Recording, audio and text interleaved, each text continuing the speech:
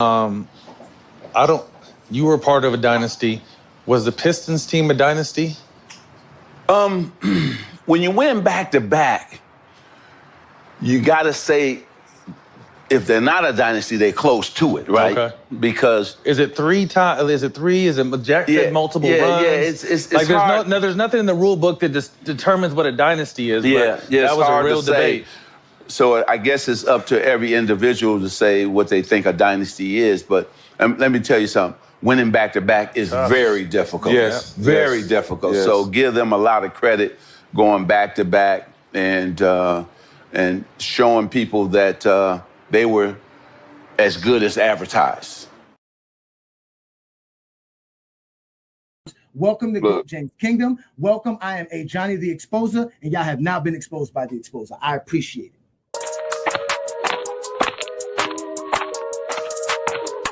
And enjoy it. I am called Ajani the Exposer. You guys are being exposed today. Your opinion, I guess. Move on from it. It was the 90s. That's it, bro. Move on from that. You don't know history. You don't know basketball. You just told me I'm stupid.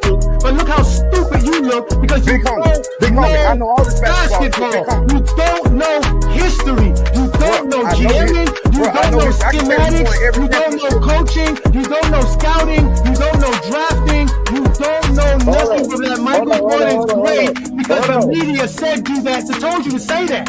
I know that is recorded, and you are officially being exposed by the Exposer, and you're going to sit there like a man and take this just like Buddy did 2 weeks ago. Let's get ready to rumble. Hey, get your numbers out. I had to get my numbers out. Peace and blessings, y'all. Welcome to another Friday Night Exposure with the Exposer. I'm your host, Ajani the Exposer, one half of the GOAT James Kingdom platform. Well, y'all know what to do because y'all got to hit that like button, hit that subscribe button if you're not a subscriber to the channel. If you are, thank you for supporting what we do here in GOAT James Kingdom. Might as well go ahead and check out the GOAT James Kingdom membership as well, because here in GOAT James Kingdom, we talk basketball and basketball lives forever. Thank you for joining me on another great Friday night. As you guys know, I come here to talk the game of basketball, and as you can see, recently I got myself in a conversation where what dynasties represent, what is considered a dynasty, what constitutes a dynasty in sports. So that will be today's program, ladies and gentlemen. So thank you for joining me on another great Friday night. You guys know what to do. Hit that like button, hit that subscribe button, check out the membership in GOAT James Kingdom. Also, check out the games that are going on right now. As you can see, there are some games on the slate as we put them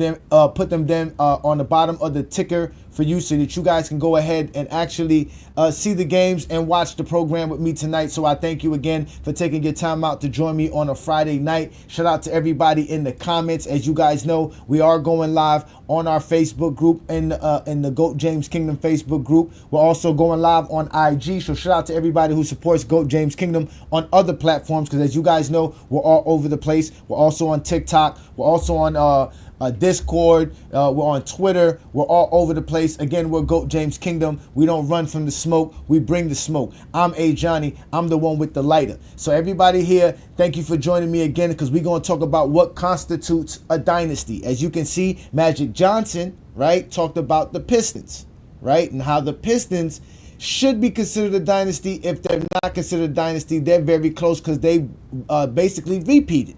And as a repeat, you should be considered an actual dynasty. That should actually qualify you for being in the dynasty. If you got repeats, which only have happened 11 times in NBA history, and only 8 teams have ever repeated in NBA history, or 8 franchises, right? That's a very, very difficult feat in general. To win a championship in general, we all know is very difficult, but to actually go back to back is very, very hard as well. So if you actually repeat, for me, I feel like that qualifies you in a dynasty discussion. But there is really no true definition for what is considered a dynasty, right?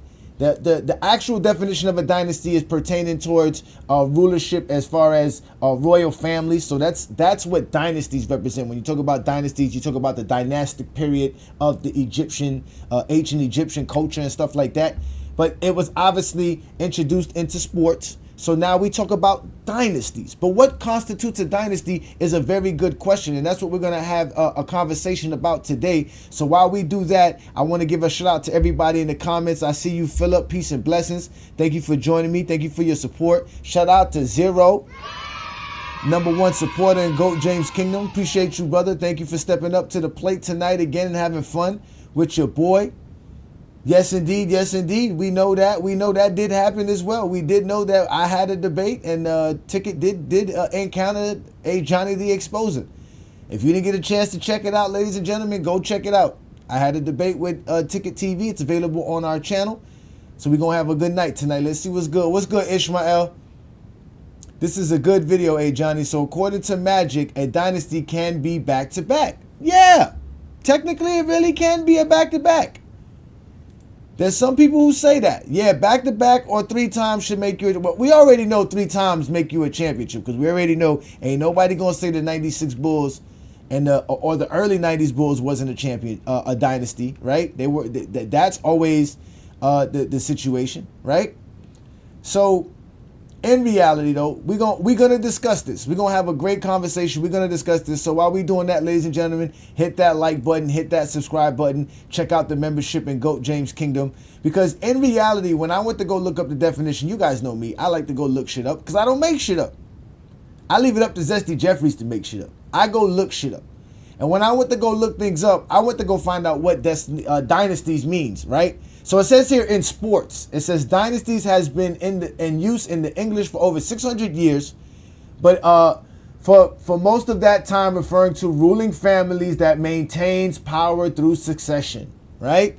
Around the beginning of the 19th century, which is the 1800s, okay, the word developed figurative sense, a group of family that demonstrates a particular field for generations. Nowadays, this sense of dynasty is often applied to a sports franchise which has a prolonged run of a successful seasons. It doesn't give us the amount of time though. It says the sports use appears to have begun in the early 20th century. An article in the Washington Post in 1905, ladies and gentlemen, yes, the 1900s, refers to, quote, John T. Busher's baseball dynasty. And in 1912, the St. Louis Post-Dispatch reported that if, quote, if players were free agents at the end of every 2 years, baseball dynasties such as built up by the Cubs, Athletics, and Detroit, let me get my ticker out of the way here, and the Giants would not be possible. So dynasties obviously is something that requires you to hold dominance. And here is a little graph here that I found on Reddit that talked about the different dynasties in other sports. But you know, we GOAT James Kingdom. We don't really give a damn about no other sports. So let's actually break it down to what they were saying were dynasties in basketball. Now, this is the thing. They got the dynasties for football here because I wanted to bring the football because y'all know I'm a big time Niners fan.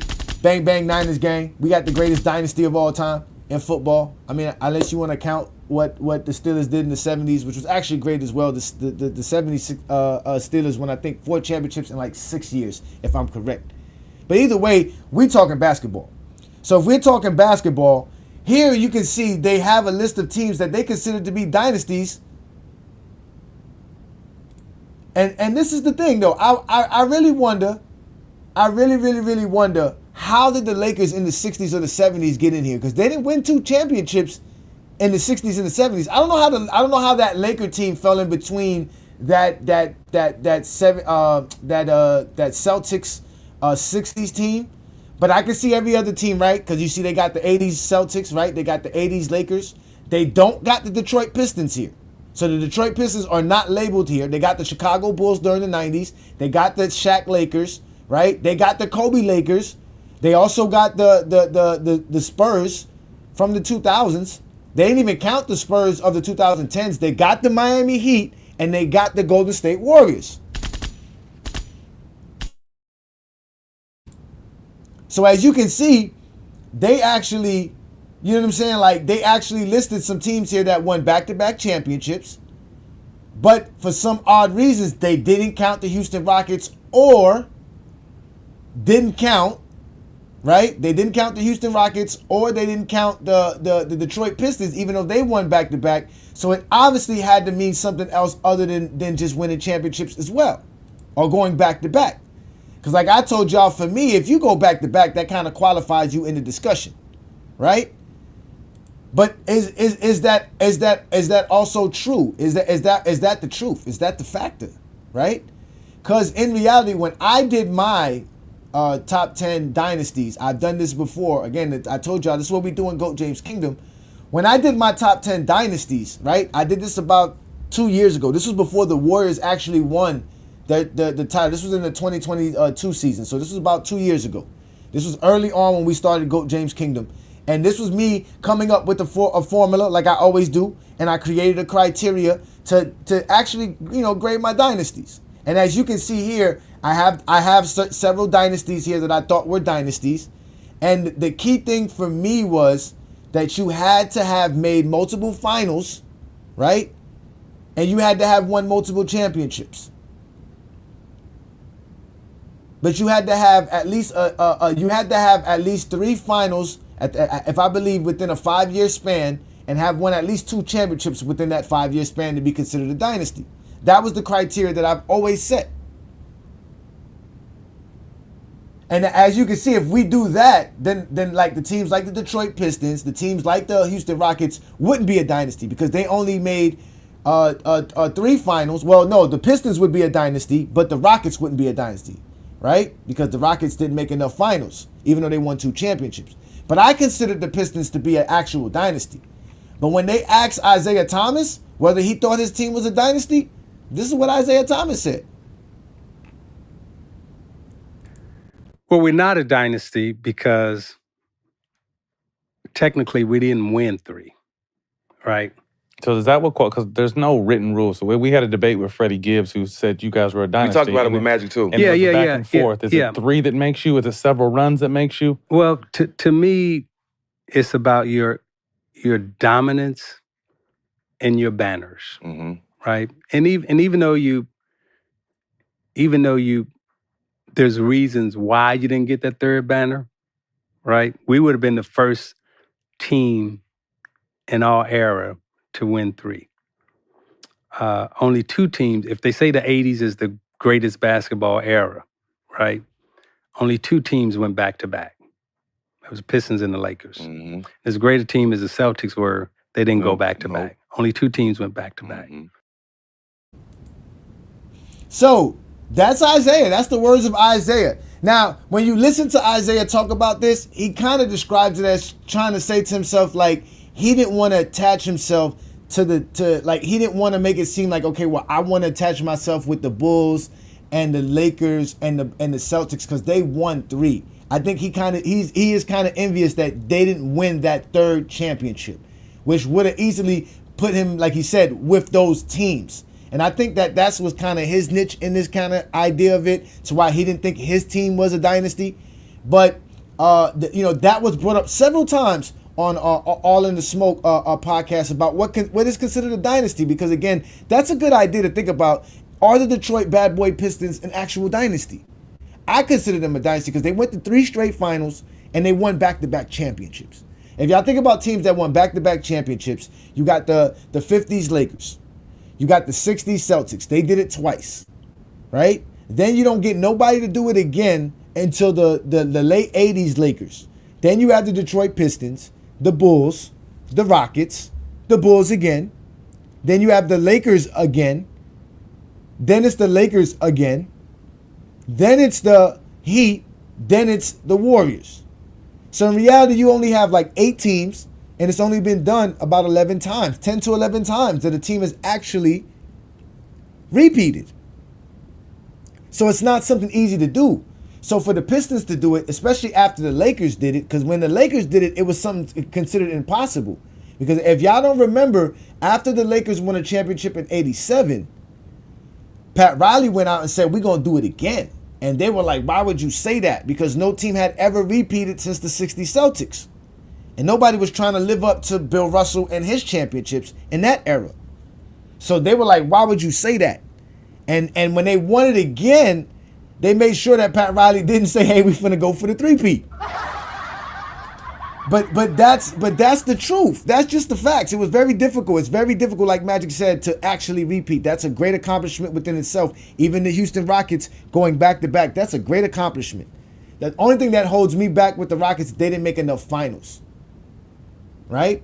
In reality, I don't even want to count the Spurs as a dynasty, but you got to kind of count them as a dynasty. I know Mars from Player's Choice had a segment where he mentioned how he doesn't think the Spurs are a dynasty because they didn't go back-to-back champions. They didn't go to the finals back-to-back to like the end of their run as a team. And for me, it's different teams as well. Because like if you have a different team, it can't be considered a dynasty. Like I don't consider the 99 Spurs the same thing as the 2007 Spurs. Those are two separate teams. If that's the case, can I make the 2006 Heat a dynasty with the 2010's Big Heat, Miami Heat team, and they call that a dynasty? That's 3 championships in 7 years? Was it 8 years? Yes, 7, 8 years. Can I do that? Is that possible? What's good, Aaron? What's good, brother? Thank you for joining me again. Again, ladies and gentlemen, this is the Friday Night Exposure with the Exposer. Hit that like button, hit that subscribe button. Don't be afraid to check out the membership in GOAT James Kingdom, where we provide special content and we do special things for our members. We got hats, t-shirts, posters, contests. We're gonna do a new contest coming up shortly here. I'm trying to set up some things for the new year. Because again, we're a GOAT James Kingdom platform. We know we want to talk about the game of basketball, and this is where you can do it here because basketball lives forever in GOAT James Kingdom. I am Ajani the Exposer, GJK's own. Y'all know what I do. I come here to have fun. I'll be dropping the link very shortly here for y'all to have a conversation with me because I want to hear people's opinions about actually what constitutes an actual dynasty. Also, check out the actual poll in the GOAT James Kingdom YouTube show chat.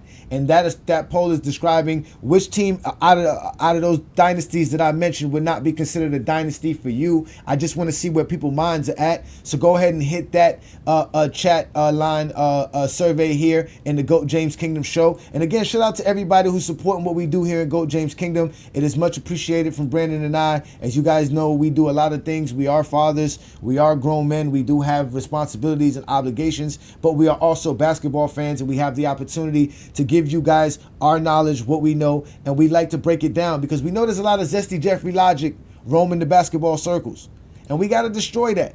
And dynasties is one of that because that was something that was brought up in a debate that I had with Ticket TV, and I thought my Miami Heat was a dynasty. 4 straight finals, 2 championships back to back. How are we not a dynasty? That's incredible. That's one of the greatest dynasties of all time. I don't care what you say. But people have this notion that they can say what they want to say. What's a dynasty? What's not a dynasty? Well, that's fine because, again, there is no true definition for what a dynasty is. There is none at all. There is not a definition for it. It doesn't exist. It's like Killer Instinct. It's like all these other silly terms that you guys love to use that really doesn't have no true definition. They're vague terms. But they're good terms because if you get considered a dynasty, right, you got something on your legacy. That's the point of bringing up dynasties. Because my question to y'all is, does Kobe Bryant have a dynasty? And if he does have a dynasty, does that mean Scottie Pippen have a dynasty? And in reality, who has the dynasty between the Celtics? Well, I guess it's Larry Bird. But then who has the dynasty for the Lakers? Is it Kareem or is it Magic? How does this dynasty thing work? So obviously, when I put the link up, I want to see some Zesty Jeffries come up here and explain that to me very thoroughly, or the MJ police. Because remember, y'all, we do have Zesty Jeffries, we have MJ fans, and then we have the MJ police. Now, the MJ police is a group of men who are out here defend Michael Jordan at every turn. They don't like you talking bad about Michael Jordan. They, quote unquote, are not Michael Jordan fans, but feel that everybody needs to respect Michael Jordan's legacy. But then there's the Zesty Jeffries. They're different. The Zesty Jeffries, oh, they are the toxic. They are the Agent Smith in the Matrix that was unplugged, and they fucking shit up, and they've been fucking shit up for a very long time. Their whole objective is to destroy everybody, so that Michael Jordan stands alone. That's it. Like they want Michael Jordan in an apocalyptic film, and he's the only one that survives. That they're a problem. And Michael Jordan fans are just guys that grew up in the 90s and wear J's and think the Bulls and Michael Jordan was the greatest thing to ever walk. You feel me? So those are the differences. Now, LeBron fans, we're just smartest basketball fans out there. We know the game of basketball. We explain it. We're like nerds. They hate us. We talk the game. They don't talk the game. They don't like what we talk. Because to talk the game requires you to actually know something about basketball and what it means to score points or get a rebound or get an assist or play defense. They don't know that shit. They don't know about screens. Oh, talk to a Zesty Jeffrey about screens. Watch what they do. Talk to a Zesty Jeffrey about screens and watch what they do. He said they're like the Beehive. They're like the Beehive. But again, ladies and gentlemen, we're talking dynasties. We are talking dynasties. And again, I brought up just a little something from Reddit. Like I said, I don't know why the Lakers fell into this dynasty in the 60s. The Lakers only got one championship. They only got one championship. So I don't know how the Lakers are in the dynasty in the 70s. And they gave the Celtics dynasty all the way from the 50s to the mid 70s. Because I believe the last championship the Celtics won was 1976 before they won it again in 81.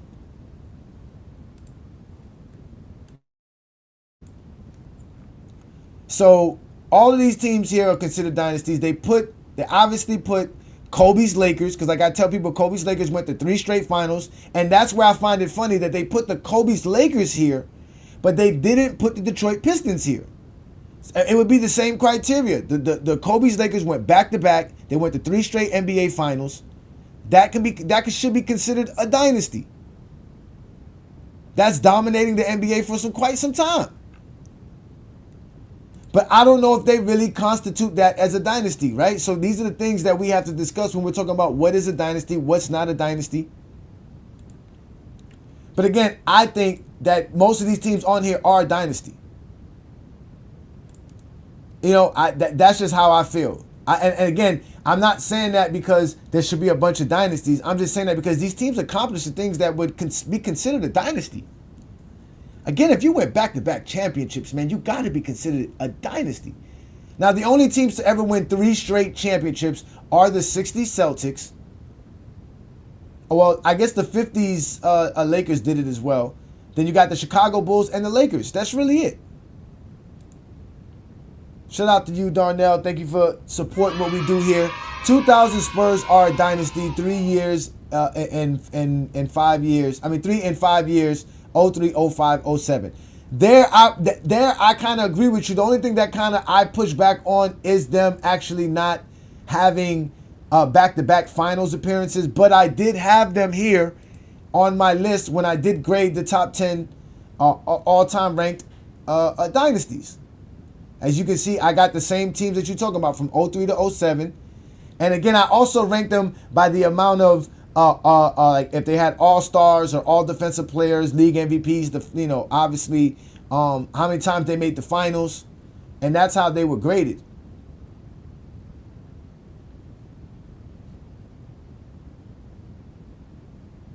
So as you can see, if you look at the let's just take a look at the first team, the Lakers, right? Between the Kobe's Lakers, right? Kobe's Lakers had some stars. They had some all-stars. They had some all-NBA players. They had all defensive players. Kobe made the all-defensive team. Kobe won a league MVP. They made 3 finals. They won 2 championships. And again, I scored other teams, but these were just the top teams like I always do. So I do count, again, I did count that team though. I did, Darnell, I did count that team. Thank you for the support again. Appreciate that. Thank you so much. But that's definitely something that I always wanted to discuss. What constitutes a dynasty? Because it's not easy to win championships and then to win back-to-back championships. Like that should make you that should qualify you alone. That should put you in the discussion. And then from there, what else did you do? How else did you dominate? Did you go to more finals? You wanted sports talk only. I didn't want to say it. I didn't want to say it. 9 finals in 10 years, 3 chips in 5 years. There's really 4 chips in the 10 years. Right? Because if we want to count the entire Spurs dynasty, because I've seen people say the Spurs dynasty is the 5 championships, which spans 15 years, then why shouldn't the actual dynasty that you're talking about not span the 10 years and go for 4 championships in 10 years and 9 finals? Why not count that? There's only 8 dynasties. I would love to hear which ones of those, Mac. I would love to hear which one of those. Again, we talked about the teams that basically repeated as a dynasty, right? Now, like I said, it's not only the repeat, because I also wanted to make sure you made the finals enough times. You had to be making the finals and consecutively making the finals. But we all know we got the 50s Lakers, we got the 60s Celtics, right? Then you got the 80s Lakers and the 80s Celtics. You got the Detroit Pistons between the late 80s and the 90s. You got the Chicago Bulls of the 90s. You got the Lakers of the 2000s, the early 2000s and the late 2000s with Kobe's team. You got the Miami Heat, Big Three, and then you got the Golden State Warrior dynasty. And in reality, if Golden State keeps going the way they going, and people think the way they think, if they win another championship, that's 5 championships within what, 5 years? I mean, between 10 years, that's going to be another dynasty. I thought the dynasty was over when LeBron beat him 2 playoffs ago. But this little light-skinned dude doesn't stop. This little light-skinned dude is just a terror to the NBA. But let me put the link up because I want to have a conversation, because I want to see which one of y'all, have, what team at what dynasties and why you have them there. What's your criteria? So let's go ahead and have this conversation with you, gentlemen. Thank you again. I see you out there, Travis. What up, Travis? Thank you for joining me.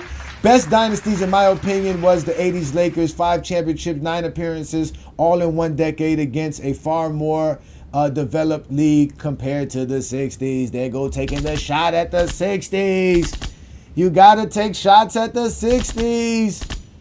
Didn't you? Didn't you have to say something about Bill Russell? Because Bill Russell went to 9 championships in 10 years. And he won 8 of them in the 60s. Well, he won 9 championships. He went to 10 finals and won 9 of them in the 60s and won 8 straight. 8 straight. That's just the facts. Without a doubt, that's a fact. So again, ladies and gentlemen, thank you for joining me. We are here doing big things on the GOAT James Kingdom platform. You also know we are going live on the FYF Sports Debate streaming on their channel. Shout out to Lamont and all the dudes over there. As you can see, GOAT James Kingdom is constantly bringing you guys everything that you need for basketball. Every week we got new material. Every week we talk new things. We don't sit here and have the same discussions and say the same nonsense left and right. We talk the game of basketball because that's what y'all want. Y'all don't want to talk about nothing else but basketball. And mostly LeBron James. We know that. We know y'all want to talk LeBron James. Peace, Mac Def. What's good, bro? Long time no see. What's good, man? So we here talking dynasties. I see you said there was 8 dynasties. So Yeah. what are your 8 dynasties? What are your 8 dynasties? In the NBA, there's only 8 dynasties. You got the Minneapolis Lakers of the 50s with George Mikan. You got Bill Russell Celtics in the 60s. You got the 80s Lakers, the 80s Celtics, the 90s Bulls, Shaq and Kobe, 3-peat, Tim Duncan Spurs, and Steph Curry's Warriors. Those are the 8 dynasties in the NBA. That's it. No more, no less. That's a fact. You're All right, not so- a dynasty because you win back to back. It's a back to back. Great accomplishment. You have a dynasty is you win. You have to win 3 championships in at least a 6 or 7 year time span. And the 7 is pushing it, but you got to win at least 3 championships in a short time span. Okay. All right. So how does that apply to a player's legacy then? Who has the dynasty? Is it anybody on the team, or is it specific players? How does that work? Those 8 dynasties that I named, the players that were on them are a part of the dynasty. Okay, because I heard you say Kobe and Shaq, right? But so is it Magic and Kareem's? Is it also applies that way? Is it Jordan and Pippin's?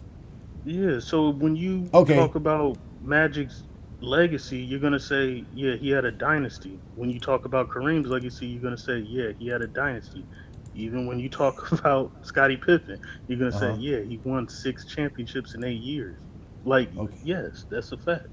Okay. And why can't I put my Heat in there? We won 3 championships in 7 years. Was it 7 years? Nah, you won two. You won two. What you You hold? Wait, won hold on, two bro. Hold championships. on, bro. Stop it, bro. We won one in '06. You can't take that away. Hold on. We got '06, then we got '07, '08, '09, 10, Yeah, that's 11. a long. That yeah. That Once wait, you that's once 6 years. you Okay, yeah, we won 3 championships in 8 years.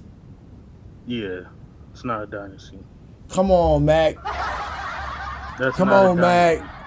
Why you doing that to me, man? Especially you had like a 5 year stretch where you didn't even yeah, nah, that you didn't have no dynasty. Well, I mean, the Spurs had a 5 year stretch. Nah, the Spurs dynasty, everybody likes to count that 14th uh Mm-hmm. 2014 as a part of their dynasty. Mm-hmm. It's not. It's just a great story. The Spurs dynasty is the 4 championships they won in the 9 years. The 99 championship counts. But they still won. But even if you want to be a hater and be like the 99 don't count, okay, well they still won 3 and 5 years from '03 to '07. So however you want to count it, they still a dynasty. So you don't. So I you don't count the even. 90. So you don't even. So you don't even count the fact that like if they don't even like make the finals, like if all right, they don't win back to back, but then you didn't even win. You didn't even make the finals. And like that's Well, like a two different team. And like, do you consider the '99 Spurs the same as the '07 Spurs, or the '81 Celtics the same as the '86 Celtics? Those are like different teams. no, the core is the same. Nah. Here's the thing. Here's the thing that we have to understand about dynasties, right? Mm-hmm. You can look in any sport. And let's just take Alabama football because we all know Nick Saban was a dynasty. He didn't have the same team every year. He had different players. He had different offensive coordinators, Yeah, but that's different defensive college. I mean, coordinators. that's college. That's Hold gonna on. be granted though. He has to rotate players. In He in has to, in no any choice. Okay, but in any sport, we're trying to tie the dynasties to the players. The dynasty is the franchise. If the Lakers win a championship and they get rid of the whole entire team and bring up a whole nother all 15 different players and they win the championship again, and again three straight with different players, that's a dynasty. The Laker fans will say we're a dynasty. Yeah, we had three different teams in 3 different years, but that's still a dynasty. It's it, you we are tr- we're trying to tie this dynasty thing to like a goat debate with players, which is cool. You can add it in, but a dynasty has to do with the franchise. That has to do with a lot with the franchise. The franchise, if I won three, if I'm a Chicago Bulls fan and we won 3 championships in a row with 3 different teams, we're a dynasty. That's the Bulls dynasty. Now the Bulls have, is it one dynasty or two? The Bulls is one dynasty, the '90s. That's it. So They they won got six and so 8 years. 6 and 8 years that count. All right. So then you got it like that. All right. So for you it's three, right? Because that's what Isaiah Thomas said. Did you watch the beginning of the show where I played what Isaiah Thomas said that he didn't think he was a dynasty because they didn't win three? Did you see that Yeah, part? Okay. yeah. Because that's what people say. For me, like I said, if you go to three straight finals or more, and then you went back to back, that should constitute as a dynasty. For me, Kobe got a dynasty with his late 2000s Lakers team. That's a three straight finals. That's two straight back to back championships. It's hard to win back to back. Like that's difficult. Just like you said, it's only 8 dynasties, but there's only like 8-9 teams to repeat in NBA history. So it's Yeah. very difficult to actually just go ahead and just repeat in general, bro. So that's why I say, yeah, man, you gotta, If you it's want to put a definitely. label on it, if you want to put a label on it, if you want to say it's a mini dynasty, all right, cool. You got you a little mini You say, dynasty. That's how I put it because I want to debate. It's a like kids okay, you meal, won a back kids to meal back. dynasty, All a right, kids bro, meal dynasty, you got a little mini kids dynasty. meal You want dynasty, a little kids meal yeah, just dynasty. so You you a want the motherfucker. name exactly. Just put the mini in front of it with a hyphen. You know what I'm saying? Let it be known. Yeah, that part. Well, it's obviously it's not going to be as great as like you said as winning 3 or winning 4 or 5, right? Because that's obviously the greatest accomplishment you could go if you winning like that. But like I said, man, it's hard to two-peat. Like even like the Rockets, if the Rockets would have made just one more finals for me in that span, that would have been good enough. They would have made it in whatever 93 or 96. I'd have been like, they didn't even have to win it. That would constitute as a dynasty because they dominated for 3 answer straight this years. question. Answer this question. If Tatum and Brown win the championship this year, you're considering them a dynasty by your standards. Well, shit, they made 3 finals in 4 years. Correct. And they won back to back. Correct. Yeah, they would put them up there. You would think they're a dynasty? They would be up there. They wouldn't be one of the greatest dynasties, but bro, how hard it is to go back to back? And then they went to 3 finals and they've been to Eastern Conference championships as well. So it's like you go to 3 finals in 4 years, you win back to back championships. You see what I'm saying? Like and if they're just saying 2026, damn. Like they should say they don't make the finals, but still, like you gotta think about it. My problem is though also they do had a different team from 2022. So the team that made it in 2022 isn't the team that's making it now. That's another thing I always factor in, because like when people say like the core, in reality, the team that won the championship for the Lakers in 82 and 80 is not the same team that won the championship in 85, 87, and 88. They were a different team. They didn't have Wilkes. They didn't have Nixon. But I'm just saying though, that's why a dynasty is kind of within a 5-year span to me, like a 5-6 year span. That's why it's hard to have one, because you have to be good for a very short span, and you can't. Like I don't consider the Spurs '99 team a part of their dynasty. I consider 03 to 07, those 3 years. I mean those 3 championships. That's how I consider it. But again, it's a loose term, like you said. It's something Zesty Jeffries love to throw out there, because they think that LeBron doesn't have a legacy, doesn't have a dynasty. But in reality, LeBron James is a dynasty within himself. Fuck wrong with y'all? You could call him that. You could have that. He's a dynasty within his motherfucking self, man. Besides him breaking Kareem's record, that to me what is his biggest accomplishment is going to 8 straight finals. You feel me? That's ridiculous. But the teams, I can't. If you want to call him a dynasty by himself, that's cool. But yeah, dynasty by his mother. And guess what? My Heat a dynasty too, bitch. 06 to 2013. Nah, you can't have that, bro. You can't have that. All right, then, cuz. I appreciate you, Mac, man. It's good seeing you, bro. Yeah, man, I appreciate you, man. It's always good having you on, ladies and gentlemen. That was Mac Def doing his thing. Appreciate you, bro. Let me bring up Twin Man in the building. Shout out to Twin Man. Yeah. I always hit the wrong button with Twin Man. What's up, Twin Man? Hey, what up, boss? I'm having a great night, man. Thank you for joining me. It is Friday night. You know I'm doing my exposure. Obviously, we talking about dynasties, man. Obviously, from that ticket debate, they don't want to accept that the Heat were a dynasty, bro. The Big Three was a dynasty. My thing is this. Like, I think you've already touched on this. Like, the term dynasty in basketball for me is a very loose term. I believe instead of dynasty, it should be relevancy. How long are you relevant as an individual player or as a franchise? So to me, there's not many players or even teams that's going to fall into that category of relevancy, because you have to consistently not just make the playoffs, but go deep in the playoffs and make the finals. So if you're not making the finals consistently, you're not really relevant. Like, I'm sorry, I don't like the dynasty talk, because we understand championships. It's circumstances in which your team is going to win championships. There's a lot of reasons why teams win.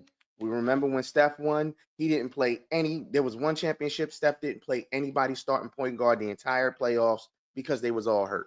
You see what I'm saying? So we don't know, and there are circumstances in which it can favor or hurt teams in which they actually win championships or lose championships. So for me, a dynasty, since there really isn't a definition, I know everybody's going to come up here and give their definition. For me, a dynasty is basically your relevancy. How many times can you make the finals in your career? How many times can you do it? Thanks, Travis. You have to be able to be consistent, because teams, especially in today's NBA, players move. That's one of my kids in the background here. Teams and players move.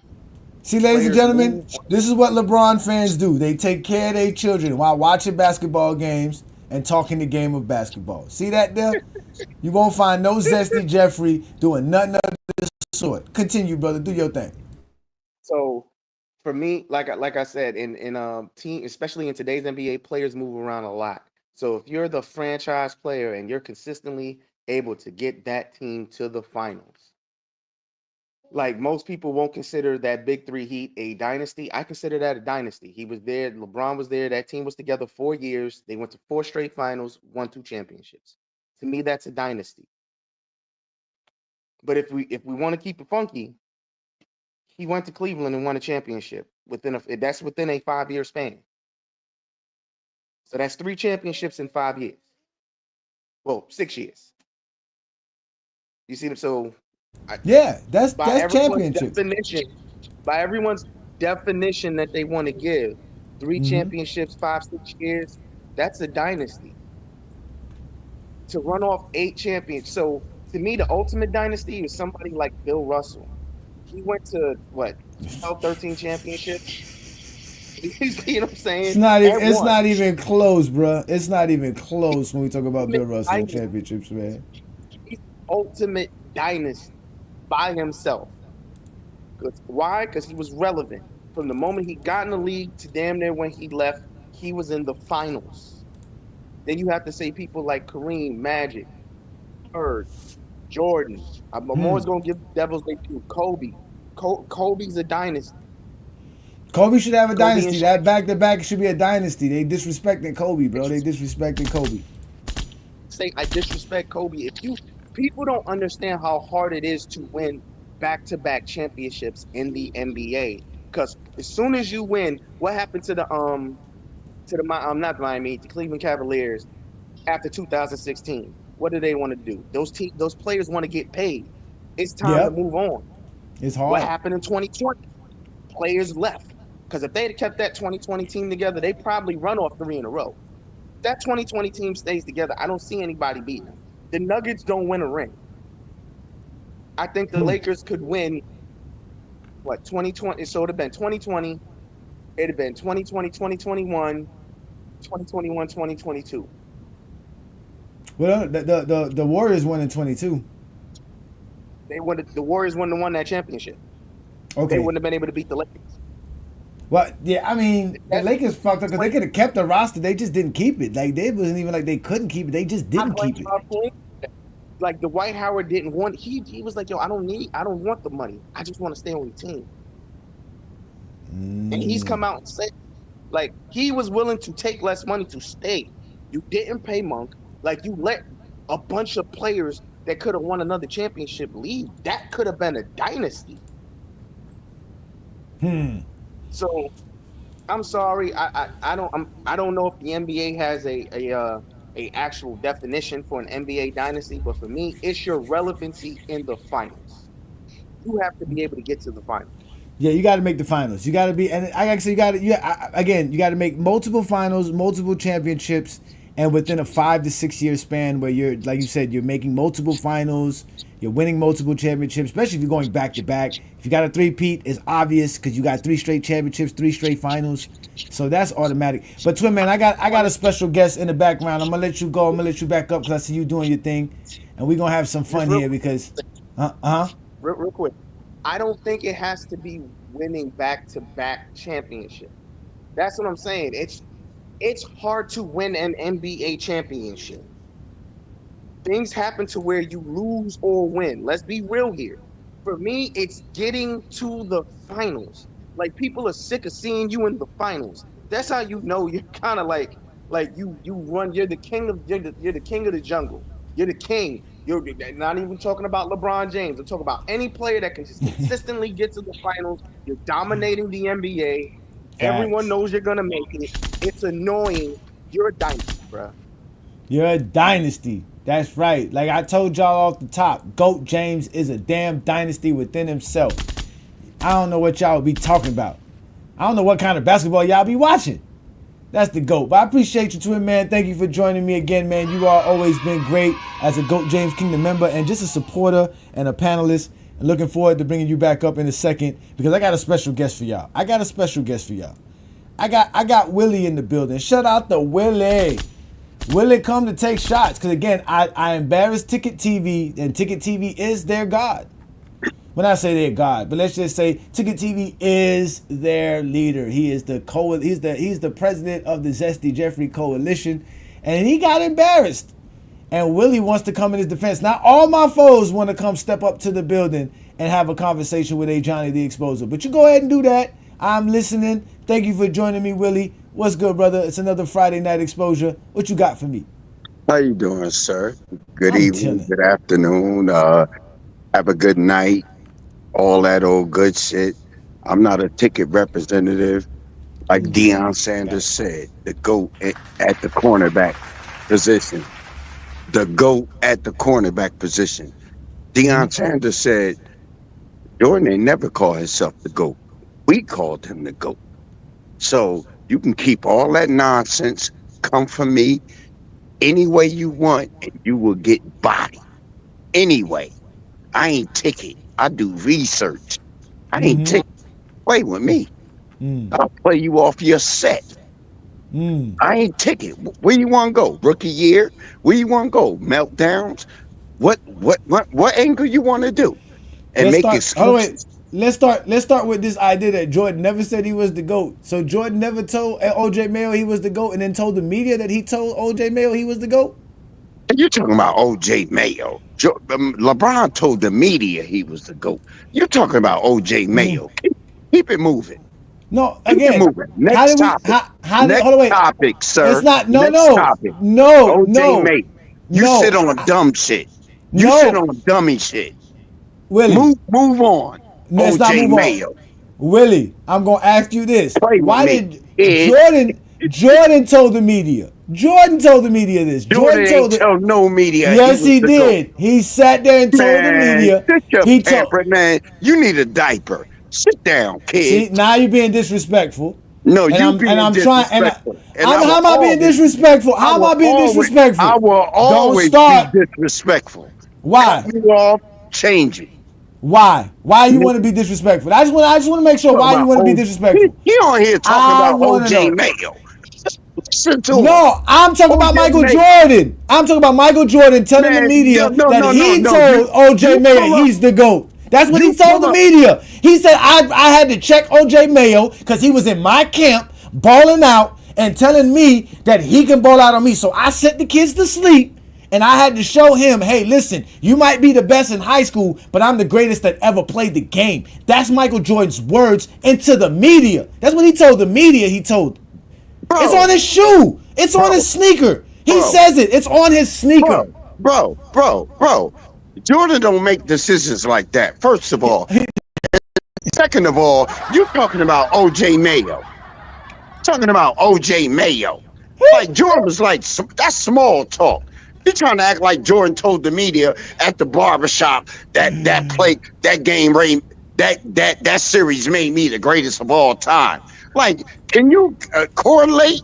That's not at the media. LeBron didn't tell the media. Like you said, LeBron said it at a barbershop with his friends and people that he worked with. It was his show. Jordan told the media. Jordan said it in an interview. Jordan said it in an interview to an actual reporter. No. LeBron wasn't talking to no reporter. What happened? Because you're going to let me speak. I am going to let you speak. Go ahead. What happened is this. Jordan was busting OJ Mayo ass. He said, yeah, nigga, I'm the best. Nigga, what? Best at what? I'm the best. That's just like me. That's just like me busting your ass right now and saying I'm the best. Try me, nigga. Try me. You're not the best. Try me. You got that shit off on Ticket. Ticket is a showman. Try me, your 4 and 6 ass. Try me, nigga. You folded. You trying to act like losing is winning. You folded. The world know who the GOAT is. You're trying to act like your little ass channel makes somebody a GOAT. Get the fuck out of here. What? You act like you stepping talking up. about? You act like you stepping up on this mic, make Jordan the GOAT. You haven't said nothing that makes Jordan the GOAT. Not one thing. You can't say one thing that made LeBron the GOAT. Not one thing. I told you that. You know Not what? one. I'll give you. You know what? I'll give you 40K points. Wait. What, I give you. 40K You know points? it. You know it. You know it. What you got for this? What do you got? What do you got for this? What do you got for this? What do you got? What do you got? Tell me. What do you got for this? 40K? What do you got for this? Put up 07. What do you got for this? Put up 07. Put up 07. Nigga. Oh wait, how about this? Let's put do up 07. Let's do one better. Man, I'm ready. Put up 07. Wait, no, don't put up nothing. Put up your clown ass 07. Let's put this up. Ass nigga. Let's put this up. Let's put this up. Let's put this up. Let's put this up. Does your boy have a championship for every basketball team he played on? My boy didn't have to change teams and chase. He did change teams. He did change teams. He did change teams, and he didn't win championships on the team that he. Jordan did not have to chase other players to win. Explain. You know what? Let me shut up. Explain. Because I'm gonna body this nigga. Explain. Jordan did change. Jordan changed teams to chase championships. He did. Oh, so he went to Washington for nothing. Yeah, he went to Washington because of 9/11. He donated his whole salary for the 9/11 victims. Tell me I'm lying. Wait a minute. Tell me I'm lying. Wait, you're lying because why did Jordan have to play basketball to donate? Why? Everybody in the chat. Everybody in the chat. No, I'm gonna mute you now because I gotta ask you again. Why did Jordan have to earn a salary from the NBA to donate for the 9/11 victims? Why did he have to do that? Please explain that. 9/11 happened in D.C. The Pentagon got hit by a plane. Crazy, again, retarded man. The Pentagon got hit. So Jordan was the GM or assistant GM in Washington. He donated his whole salary for the 2001 season to play for Washington. I understand that. I'm gonna ask you again. I'm gonna ask you again. I'm gonna ask you again because because you didn't answer my question. Fact check it. Answer my question. Why does Michael Jordan need? Before you talk, no. We're gonna go one step by one. Fact check it. Am I lying? You're lying. Okay, fact check it. You know why you're lying? Because hold on, let me tell you why. No, I was living. 2001. Jordan came. You were lying because Michael Jordan not only he's the greatest on his sneakers, but not only that, Michael Jordan doesn't need to play basketball to donate money for the 9/11 victims. He can easily donate his money because he makes millions of dollars off of idiots like you who buy his sneakers even though he hasn't come out with a new pair of sneakers in over 20 years. But yet you want to sit here and tell me Michael Jordan needed the salary from the Washington Wizards to actually... Are you serious, my man? Is that what you're doing? He's yelling and screaming in the background, ladies and gentlemen. I've gave an opportunity to speak. But he don't let me speak, and that's why I got to mute him. Because if you don't let me talk, then what's the point of having a Friday night exposure with the exposer? But let's watch this, y'all. So again, why did Michael Jordan need that money? I'm going to shut up. I'm going to let you talk because I'm going to cuss your ass. Nah, I want to know the answer to this question. Why did Michael Jordan need Washington Wizards money to donate? Why wasn't he trying to win championships? First of all, you said, why did Michael Jordan need Washington Wizards money to donate? Yeah. Jordan was an assistant GM trying to be an owner, as he was in Charlotte. In 2001, Jordan donated his whole salary to 9/11 victims. Is that not a fact? Is that not a fact, Mister? It's a fact that he also exposed me. It's a fact that he also said he was going to take them to the playoffs and make them a title contender, and he didn't do that. He failed at that, and he failed at 9/11 as well because nobody even know how much money he donated. Because Jordan doesn't tell us how much money he donates. First of all, he only had $1 million salary. He took the minimum. That's cheap. He took the veterans minimum. That's cheap. What are you talking about? I'm What are talking you about talking you. about? I'm talking about you What are you bringing up. talking about? I'm talking about you bringing up him playing on a team that he couldn't win a championship on. Did he win a championship on it? Did he win a championship in Washington? No. So that means he didn't do what the GOAT did. He He going didn't to do yell, what the son. GOAT I'm did. about to have him Did he? screaming. Did he do I'm what the about to have GOAT him did? screaming. Did he This leave the clown team? said Did he leave the Jordan team promised- and say, Jordan I'm going to win a promised championship? This nigga said Jordan promised a championship. He didn't promise a championship. How LeBron you gonna said say not that? 1, not 2, not 3, not 4, not 5, not 6. What? Shut the fuck up. And LeBron gave him 2 championships. Fuck up. He gave And him LeBron 2. gave him 2 championships. Yeah, he gave him the bare minimum. Well, how many He gave him the bare minimum. No, Jordan gave the bare minimum with his $1 million bare minimum. Jordan gave the $1 million bare minimum. That's who gave the bare minimum. Jordan. The bare minimum. He gave the bare minimum after making $100 million. He gave $1 million to the victims Jordan of 9/11. never made $100 million playing basketball, dummy. But he made $100 million off you buying his shoes. Dummy. He made $100 million off you buying his shoes. $100 million playing basketball, dummy. He made $100 million talking about? I'm talking about you buying his internet, shoes. Nigga. Keep lying. It's not lying. You can't lying. fuck with me. I can't. You are trash. Your GOAT played like trash in the finals. What? Say something. Say something. Something? Say something. Something? Say something. He played like trash. Your man played like trash too. You don't want me to bring up that footage, do you? In the finals? You don't want me to pick up that. Your boy couldn't make the finals. Put it up. What? Because you ain't going to see no 30%. Put it up, nigga. You Put sure it about up. that? Are you sure about that? Put it up. You ain't going to see no 30% series in the finals. Yeah, you're never going to see Jordan playing against zone defense neither. Nigga, you going to see it in college? You're never going to see Jordan playing zone. In college, Jordan was horrible in college. What did he do in college? What? Won a championship. What? Yeah, because he had Sam Perkins and James Worthy. No. He was a freshman. Now it's who else he had.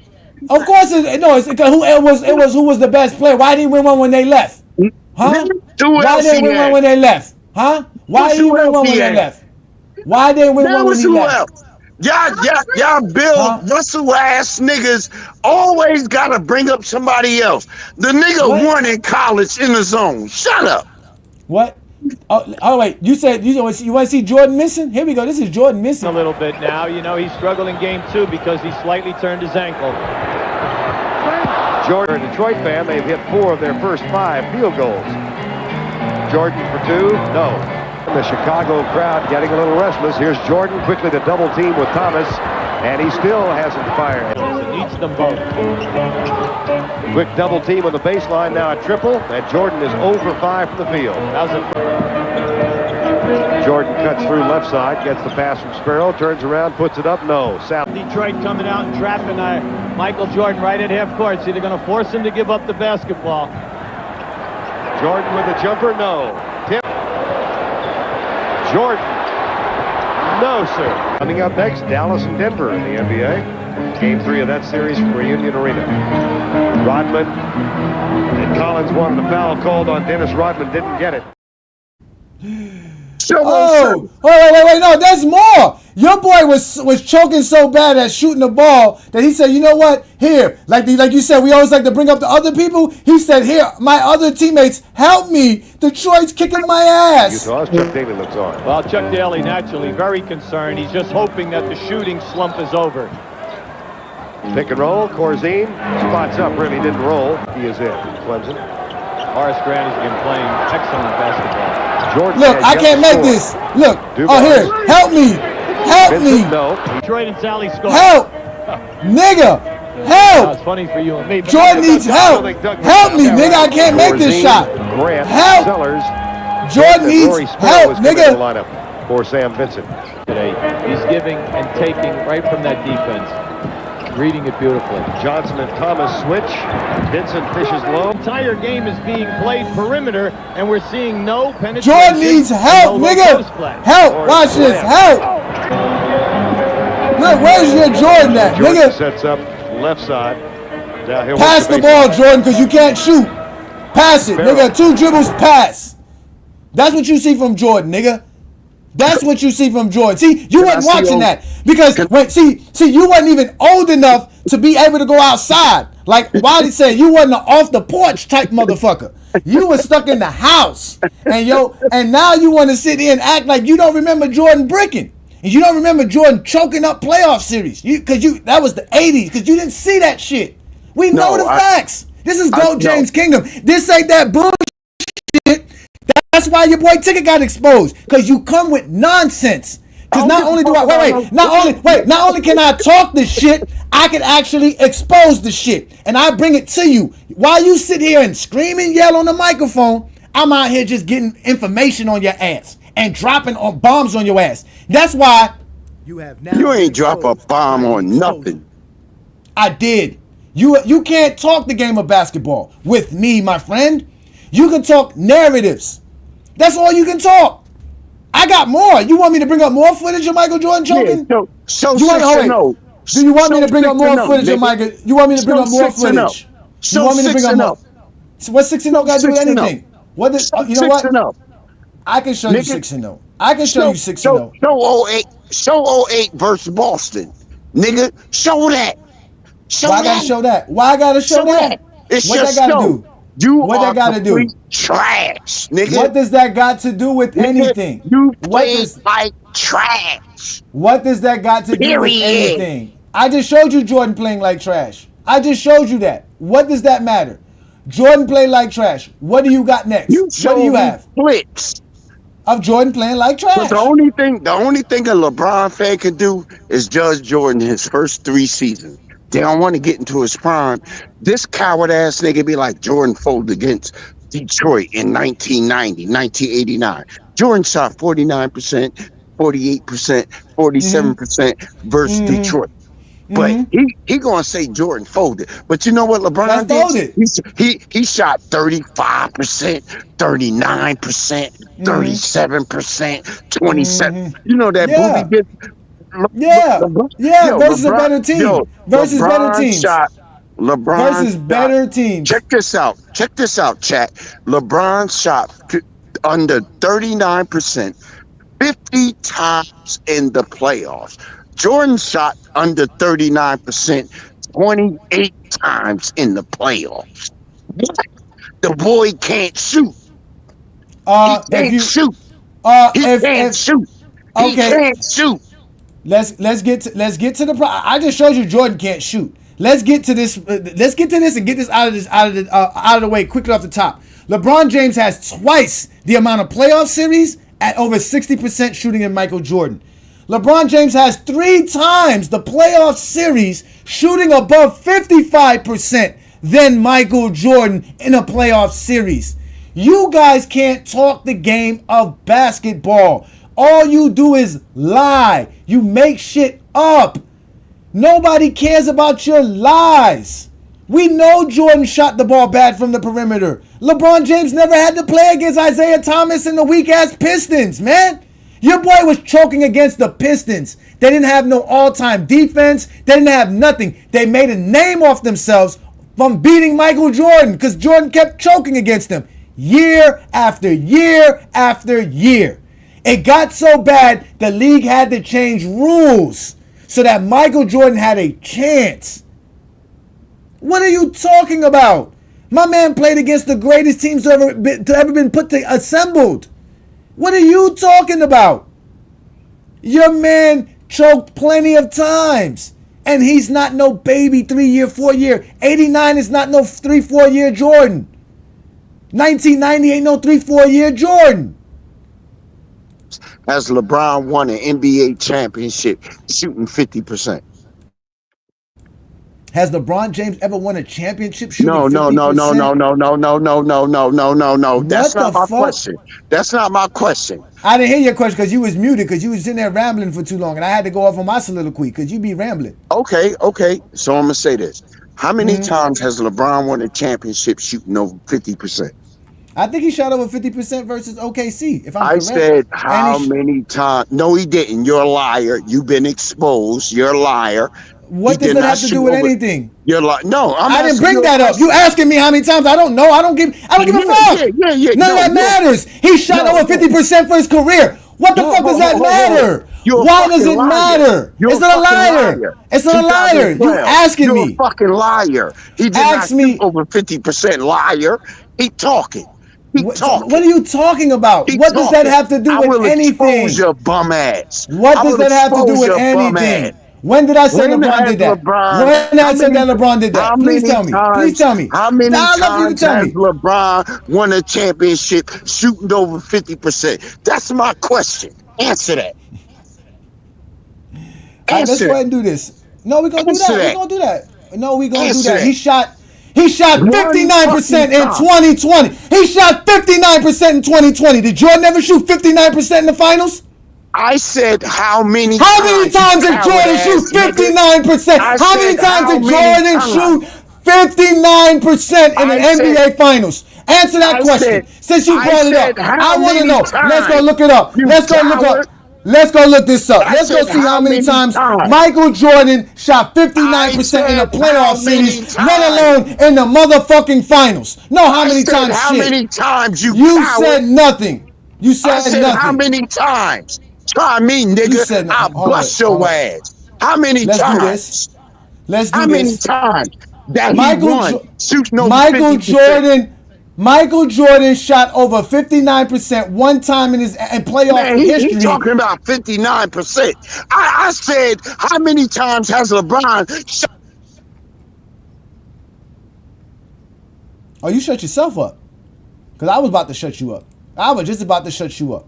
Michael Jordan never shot 59% in an NBA Finals. Never shot it. This is why you guys can't talk the game of basketball. This shit has nothing to do with nothing. What you guys try to do is find little tidbits to have an argument about and still be fucking wrong. And still be horrible at it.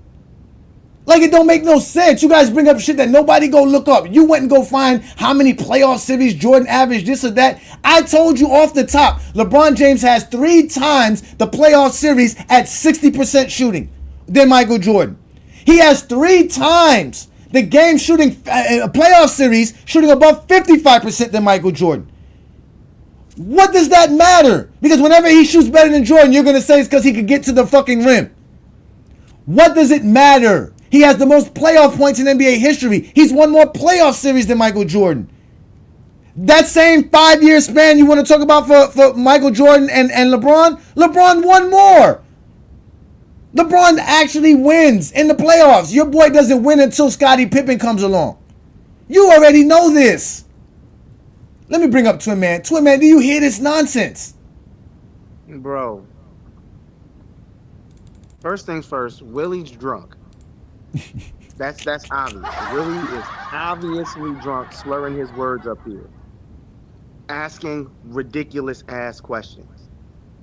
I don't understand how people harp on 2007 when at the end of the day he went to the finals and he took a team to the finals as a 22-year-old.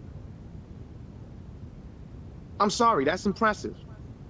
Then he talked about 2008 like they didn't construct a team to beat LeBron James to keep him from going back to the finals. Because since we're talking about Boston in 2008, what did he do to Boston in 2007? Are we serious right now? Like no, but not only, but listen, he brought up silly shit. Like again, none of that matters. None of that matters. All this. They didn't play the same competition. They didn't play. They didn't play none of that. They didn't play none of that. Like that. Like how many times? Like first of all, let me just tell you this: Michael Jordan has 5 playoff series where he shot above 55% for his NBA career. LeBron James has 16. Why does that matter though? Do y'all? No, because that's the point he wanted to bring up. That's why. This is why I go find shit. So instead of making shit up, I go find it. I don't make shit up. I go look it up. Let's find out how many times Jordan shot above 50% in the playoff series. 1, 2, 3, 4, 5, 6, 7, 8, 9, 10, 11, 12, 13. So 18 times Michael Jordan has shot above 15% in the playoff series. Do you really want to go there with the GOAT? I already told you LeBron James has already 16 game a playoff series above 55. Then we had 17, 18, 19, 20, 21, 2, 3, 4, 5, 6, 7, 8. In the finals against a Golden State, he shot 49.4. What are they talking about? But bro, I need to know, why does any of this matter? None of it matters. None of it matters because they never played in the same era versus the same teams versus the same strategies, the same fucking rules, all that shit. That's why they get exposed by the exposer. What up, I Aaron? need to know why none of the shit Willie was talking about really mattered. He literally sat here and really will make it seem like Jordan's never choked. But when you bring up 88, which is supposed to be the best individual season ever, 80, 88, 89, and 90, this is supposed to be prime Jordan. According to Willie, who's ranting right now, my God. according to Willie, we see Willie yelling, Jordan never choked in his prime. That's choking in your prime. 89 and 90. Here we go. They said LeBron fans hate to discuss the finals. We don't hate to discuss the finals because when I told your dumbass that LeBron James is a dynasty by his fucking self, that's talking the finals. Right. What are you talking about? The man won. The man won on every team he's ever been on. He's taken every team that he's ever been on and turned them into title contenders. Your boy didn't turn every team he's been on to a title contender. Your boy barely turned the Bulls into a title contender. It took years of losing for them to get good draft picks and Michael Jordan to be mad at Jerry Krause for not trading those draft picks away for players and holding on to them to get better players to start winning championships. And the league had to change rules and expand. On top of that, then give Scottie Pippen the worst deal in NBA history so that Michael Jordan had the greatest sidekick of all time. So this is what I find funny. When LeBron went to LA, you had people like Rob Parker, Stephen A. Smith, and Skip Bayless talking about he's not there to win championships. He's there to just make movies and be in Hollywood and open businesses and shit.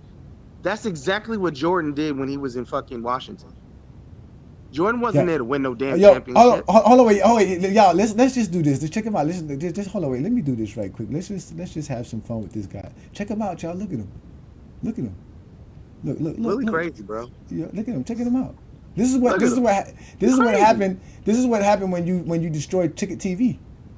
Look at that face, bro. Look at that. Listen, Willie is the dawn. Look, go ahead, Willie. Let him know, Willie. Look at him. Hey, Willie got the Versace robe on. He walking the streets out here making sure these hoes on the stroll. He out here got the Versace robe on, making sure them hoes on the stroll. This is Willie. Crazy, bro. Hey, Willie, please tell me what we talking about? We talking about your dumb ass in the middle of the streets in flip flops in a row. What the hell you doing, man? I need to know. So you better change the subject, choking, bro. Is 88, 89, and 90 choking, Willie? You better change the subject. You better change the subject, nigga. All right. Wait. Two man. All right. All right. So let's do this. Let's change it. Tonight's subject was about dynasties. So let me ask you this, Willie. What are the dynasties, and what do you think is a dynasty in NBA history? You better change the subject. I'm asking you to answer the question. You walk around here looking like Diddy looking for baby oil. What the hell? You can't answer the question, man. Answer the question. What is a dynasty? What do you think is a dynasty? Who is a dynasty to you, Willie? He doesn't know basketball. He's only going to say the Bulls. First of all, he knows. I'm asking you a question, bro. And I'm going to answer it. First of all, you already know your boy been at Diddy's party. So shut up. Shut up. Bro, I just want you to answer some questions, man. Why you can't answer them questions, man? Willie, we trying to have a good show today, man. Ladies and gentlemen, this is the Friday Night Exposure with the Exposer. Nah. You always hit that like button. Hit that like button. Hit that subscribe button. Yeah. I just need to know if you can stay on topic, bro. I just need to know if you can stay on topic. The show's about dynasties. What NBA teams are dynasties? Niggas You already can't know fuck you don't with know me, basketball, so you're going to say the Chicago Bulls. They Do you can't know fuck any with me, other team yo. outside of the Chicago Bulls, Willie? Yo, this is fucking hilarious. Shout out to Reed They Brandon in the can't fuck building. with Aaron's me. in the building. All right, I got it. I'm gonna put all y'all on mute so we can let Aaron, who is a GOAT James Kingdom member, step up to the plate. Aaron representing Queensbridge. What's good, brother? We talking dynasties, man. What you got for tonight's topic? As we let Willie stroll on his block so he can make sure all his hoes is out there making his money. Shout out to Willie in his Versace robe. Yeah, man. I didn't want to talk about the dynasty that much, you know what I'm saying? But I just wanted to like get on and address Willie and shit, because he got on here he got on here calling this channel ass, but then he gets when he goes live, he's telling you he hopes you having a great day and a great night. These Jordan fans are full of shit, bro. And then on top of that, he asks you, when has LeBron ever shot 50% in the finals, right? And he acted like he was right, and he exposed you when he's the one that got exposed, bro. Because in 2014, he shot 57%. In 2020, he shot 59%. And in 2018, he shot over 50% in the finals. That's 3 times. You know what I'm saying, bro? Anyway, who gives a fuck about that? That shit means nothing, bro. You know what I'm saying? Like all that 50% shit means nothing. That's just an excuse or a lame ass take to come with, because they have nothing else to argue for Jordan about. You know what I'm saying? Like their takes are so weak, bro. This nigga Willie acts like he's really bodying shit, bro. He's delusional. He's so delusional, bro, that when you had him on mute, he knew he was on mute and he was still talking, bro. These motherfuckers have bumped their head too many times, bro. The obsession for Jordan is too much, my nigga. This nigga's in a row looking like Puff Daddy, my nigga, waiting for Meek Mill, my nigga. What the fuck are these niggas talking about, son? Are these niggas fucking crazy, my nigga? These niggas is crazy, my nigga. What the fuck is this nigga? I wish you could put me live on this nigga one-on-one so I could fucking demolish this nigga, bro. For real, bro. This shit is hilarious. Calm down. Hey, see, I listen. AR is from Queensbridge, bro. Don't let AR get putting the Timbs on or the black Air Force Ones, and it's a wrap for everybody, man. Shout out to you, man. Don't do that, Aaron. We good, Aaron. Let me do all the exposing. But you know how Willie is, man. Look at him.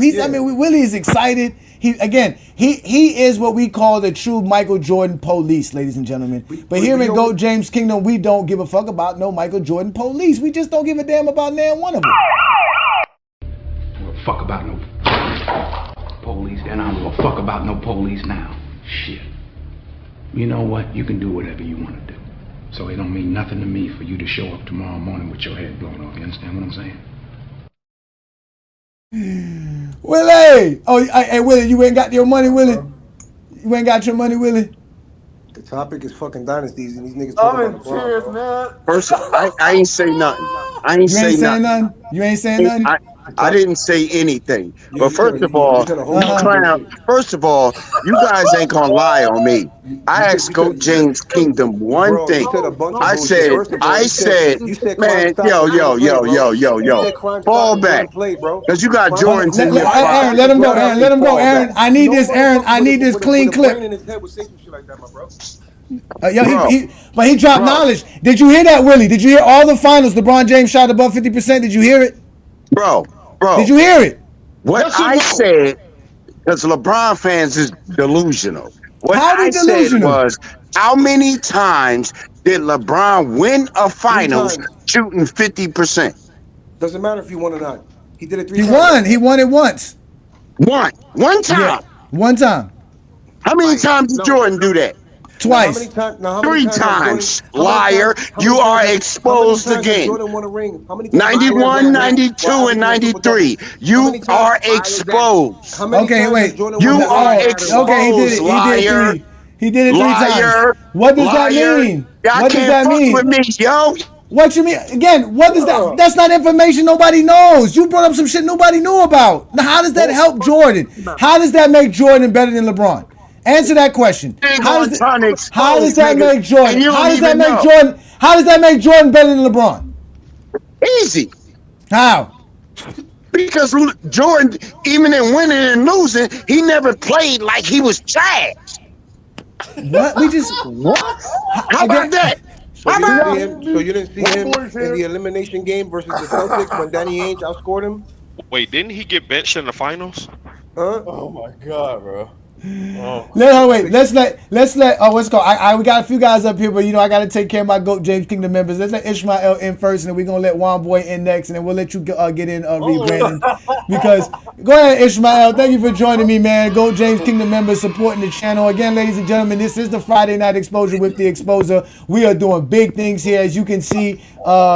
Willie is still going crazy in the background, but go ahead, Ishmael. What's good, brother? Hey man, this is a great show, bro. Good job, man. This shit got me in fucking tears.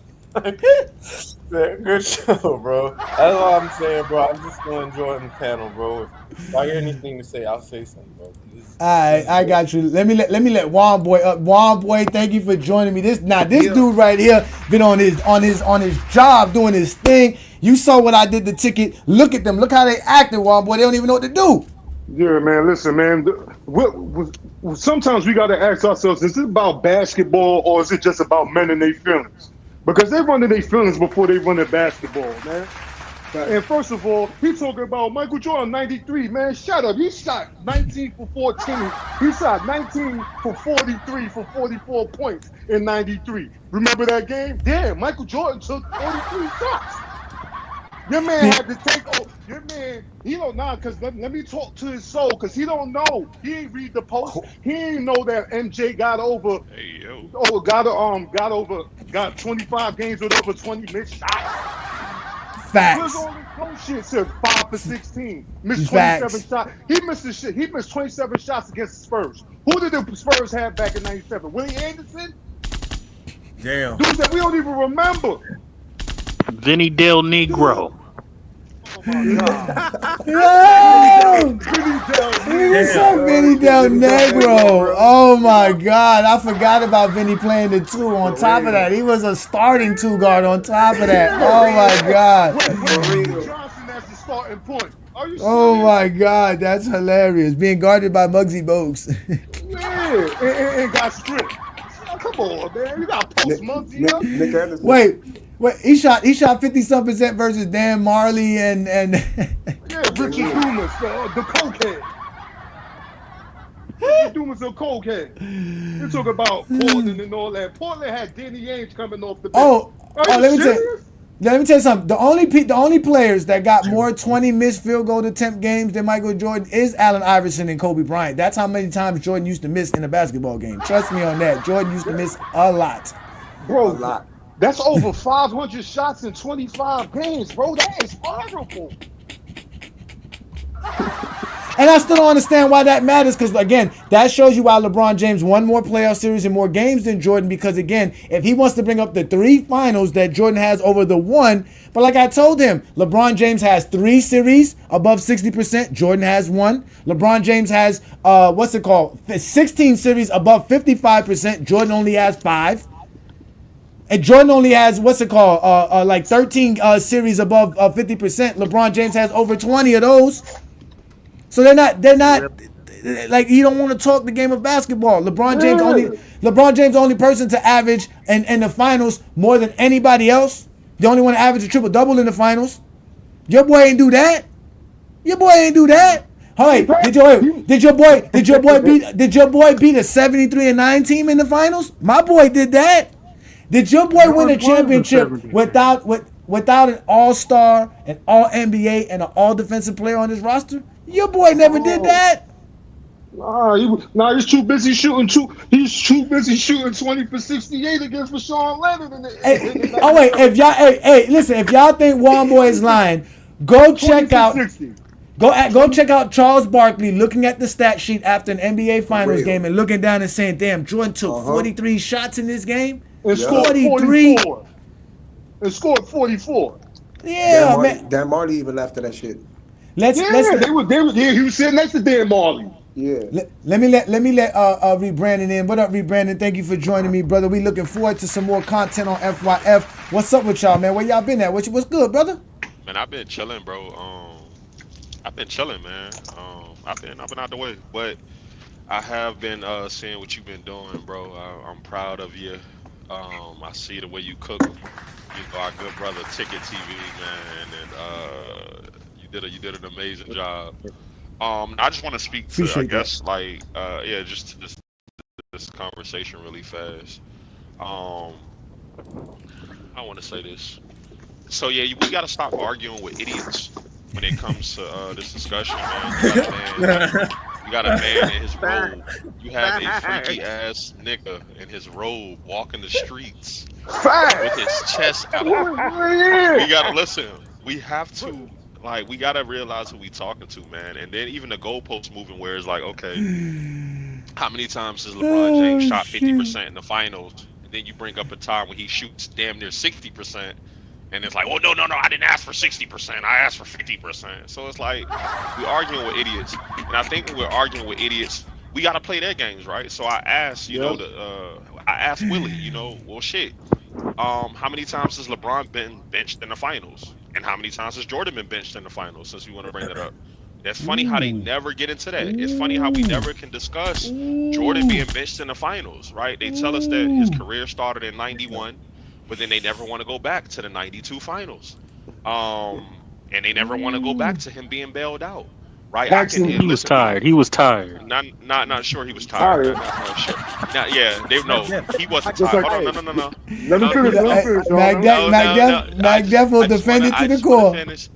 Go ahead, finish me, Brandon. Go ahead, brother. Finish up. Yeah, I'm gonna finish up. He wasn't tired. Tex Winter was tired, right? He was tired of that fucking bum. He said, hey, get his bum ass out of here. Let Pippen and them bail him out really quick, right? Because that's what they did. That's what they did. And I'm going to land here. My last point. And I just, because I haven't been on a panel enough to say this, but to all you people out there that are running with this whole, the new media on YouTube, the guys that are like, we're the new media, we're controlling the narrative. I just want to say this. We see y'all. Right, like y'all, we see y'all in this whole Bronny James thing where y'all bitched and moaned because Bronny James was getting all this coverage. Y'all told us that ESPN they cover him too much. ESPN doesn't talk about the guy now. We still see y'all doing it.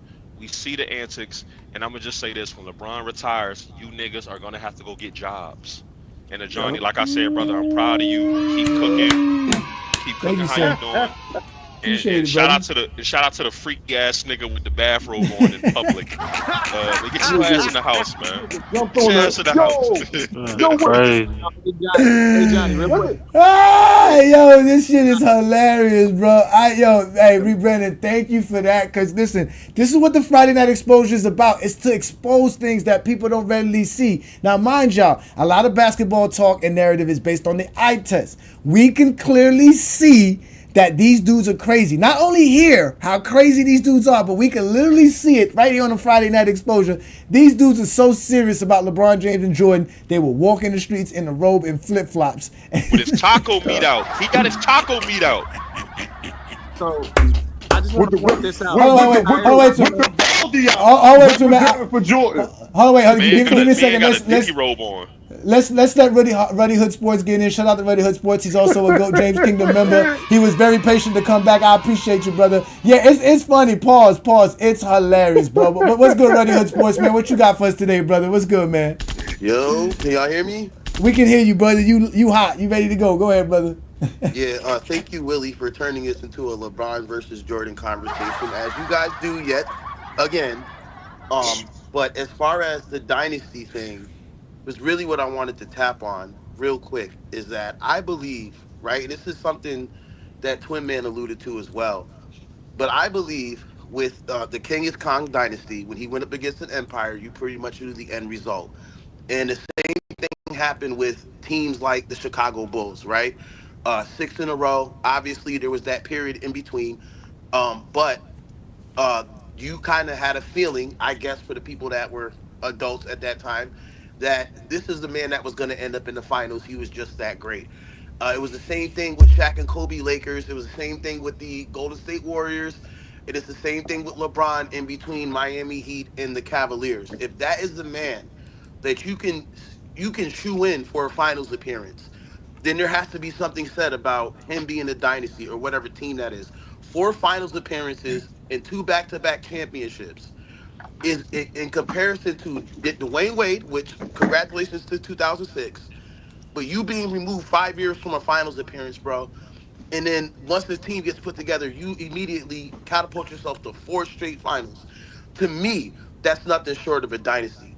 And especially they could have. I'm gonna be honest with you. They could have maybe won one, bro.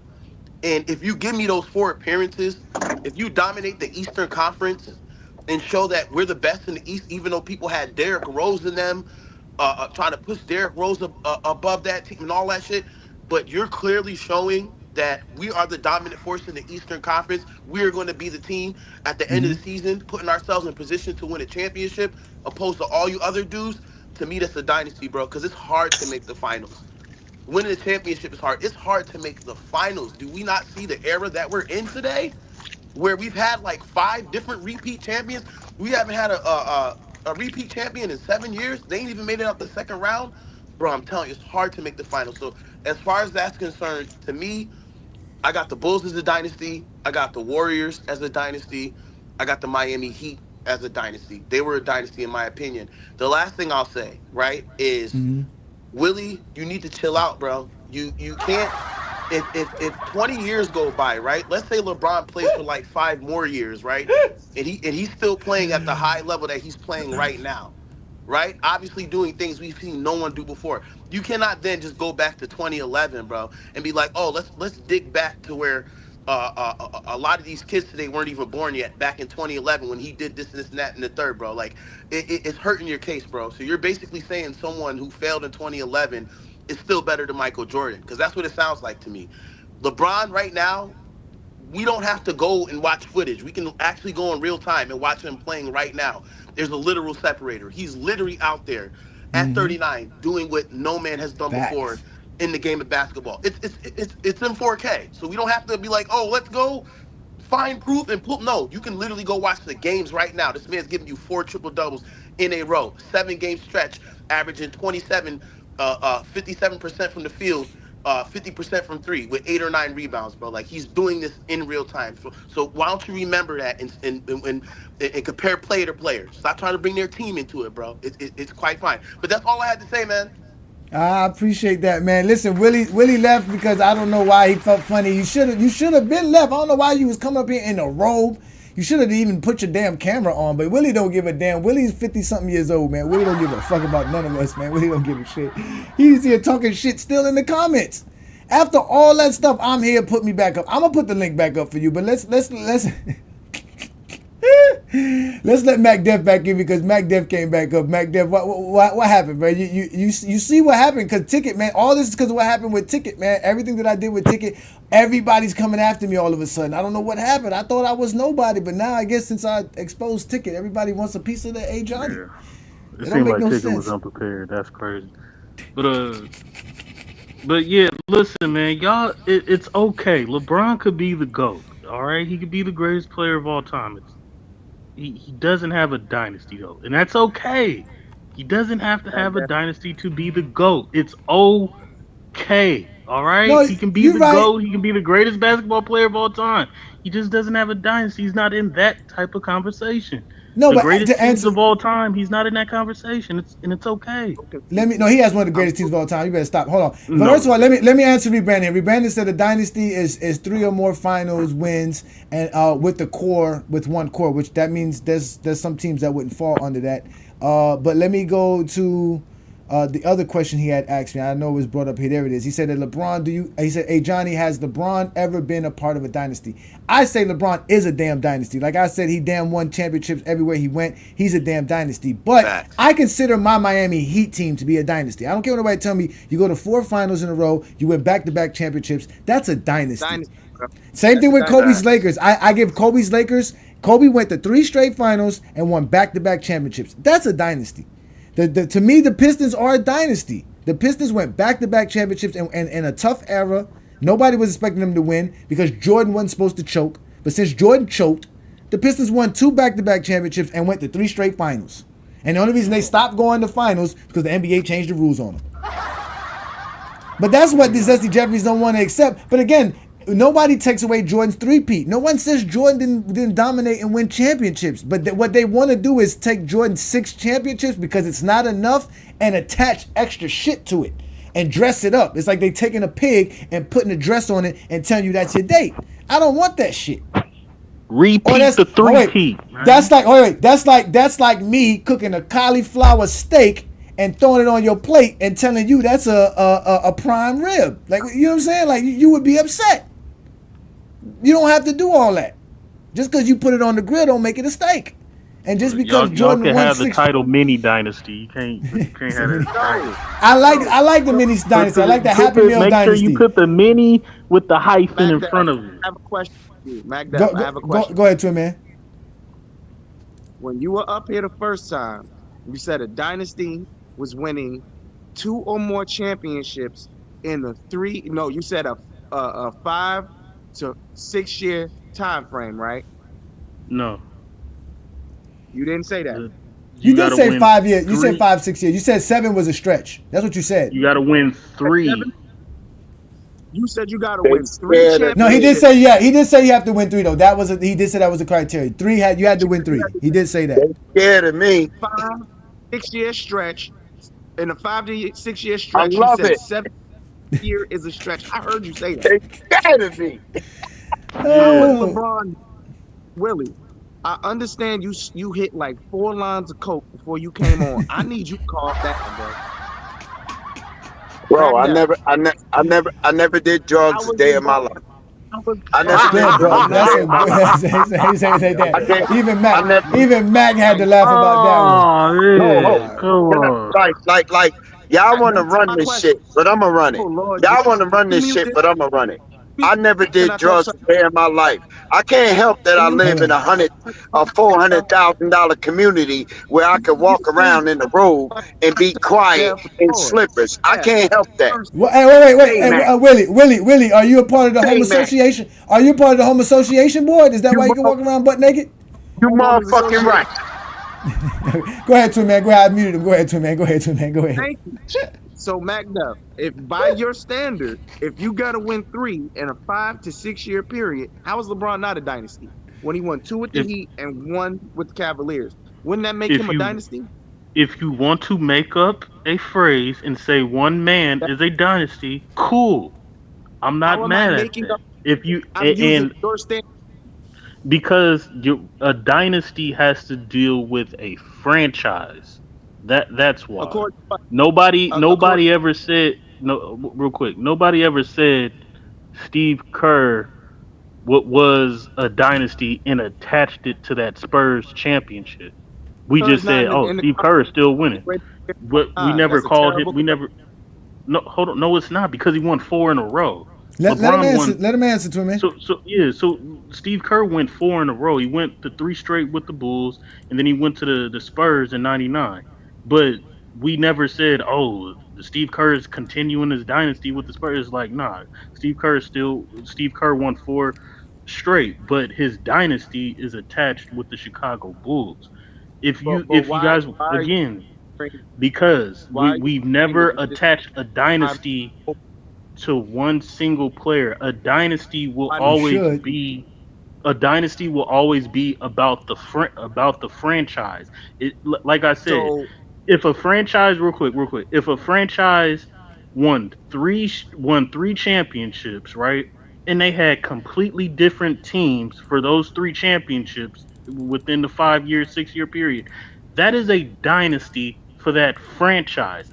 But it just so happens in sports that to actually win championships, multiple championships, you're going to have 2 or 3 great players on your team to win those championships. And that's why everybody ties it to the core group, because you're going to have cornerstones to win multiple championships. Everybody has had that. You can't run away from that. Can I rebut now? May I rebut? Go ahead. Yeah, so you good. This is my rebuttal. I believe that there's actually no NBA definition for a dynasty. Okay. That's why I attach dynasty to being relevant.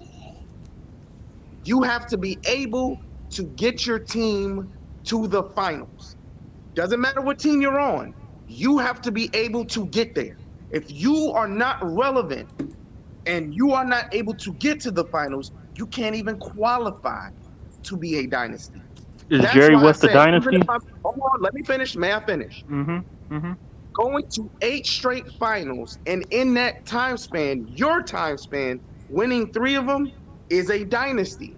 being able to go to every team you've been on and not just take these teams to the playoffs, but make them instant title contenders and winning championships makes you a dynasty. Since there's no official NBA definition of a dynasty, how am I wrong? You're wrong because we made up this dynasty of a one player now. That's why. And I'm not mad at it. If you guys want to call LeBron the GOAT, if you want to say he is the dynasty, I'm not arguing with you about that. I'm not even mad. And I still stand on like going to 8 straight finals was his second biggest accomplishment to me other than breaking the scoring record. I mean, he had a king's reign. If you guys want to call that a dynasty, cool. I would, by my definition, I wouldn't call him a dynasty, and I don't think LeBron can be tied for any team as a dynasty. The Miami Heat, to me, are not a dynasty. The Cavs are not a dynasty, but to each his own. But let me ask you. But hold on. Go ahead. I was going to say, do you guys consider Jerry West a dynasty? Because he's saying relevancy. Yeah. Jerry West was in the finals. Somebody said that in the comments. Somebody said that. Somebody in the comments said that he is. Somebody in the comments said that he is. Yeah, but no, but check this out though, because I don't. But by your metrics, then the Celtics is not the '80s Celtics is not a dynasty. Let me tell you something. That 6 years.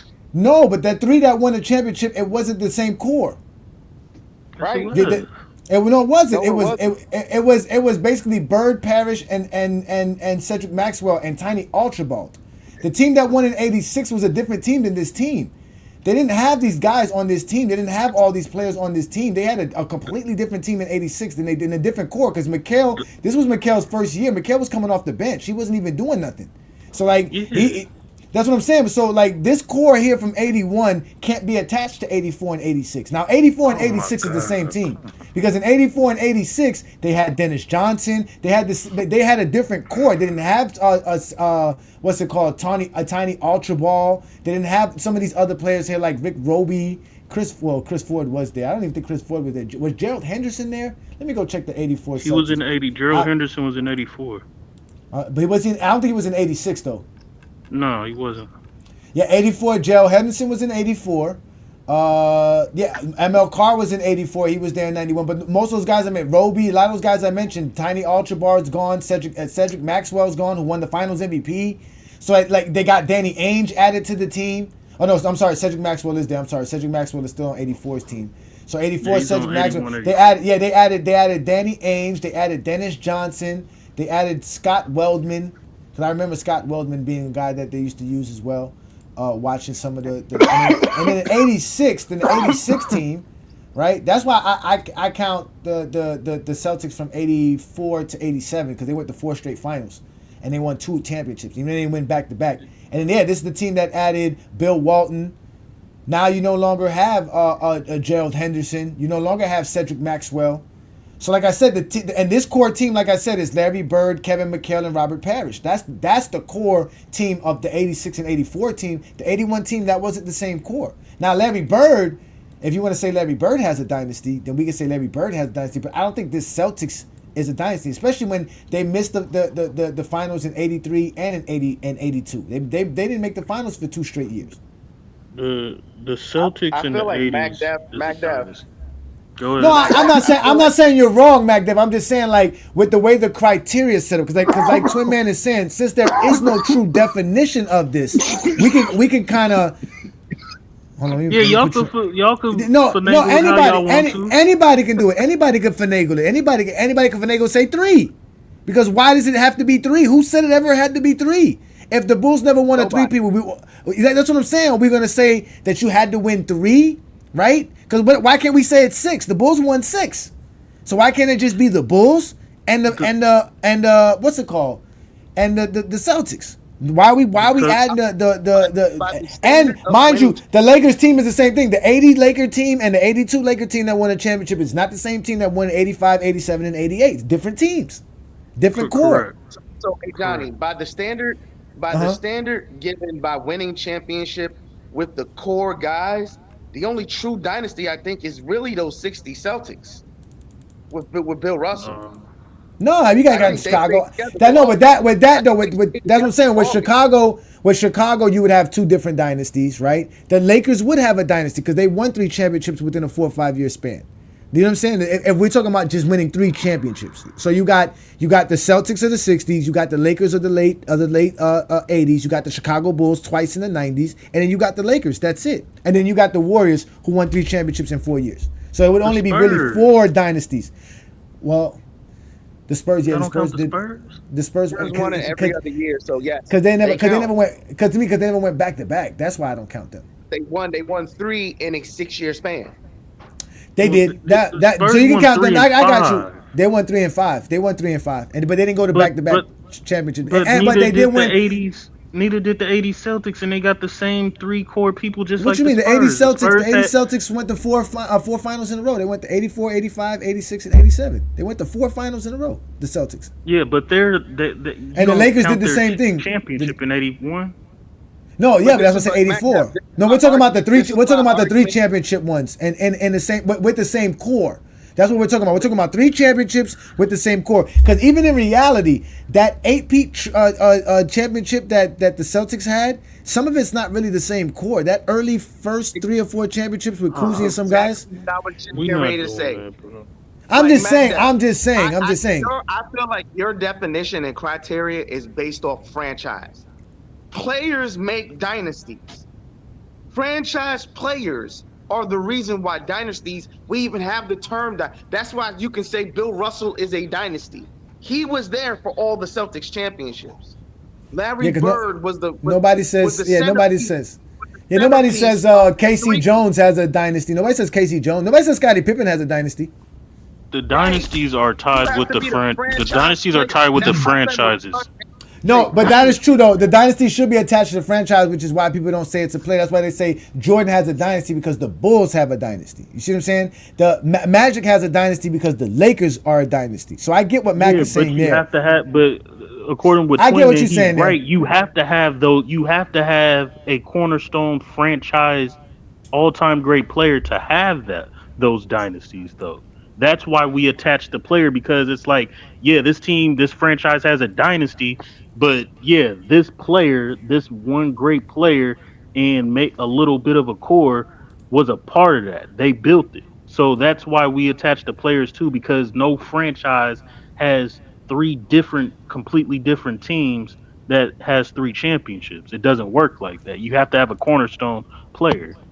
Well, I mean, it's hard to do that because you don't really have that kind of play. I mean, now it would be like that, right? Because now you can say if a team wins championships, more than likely they have a different core, because you could switch from any teams. Because back then it was hard. Back then that's why you was able to create a dynasty, because you was able to keep the players.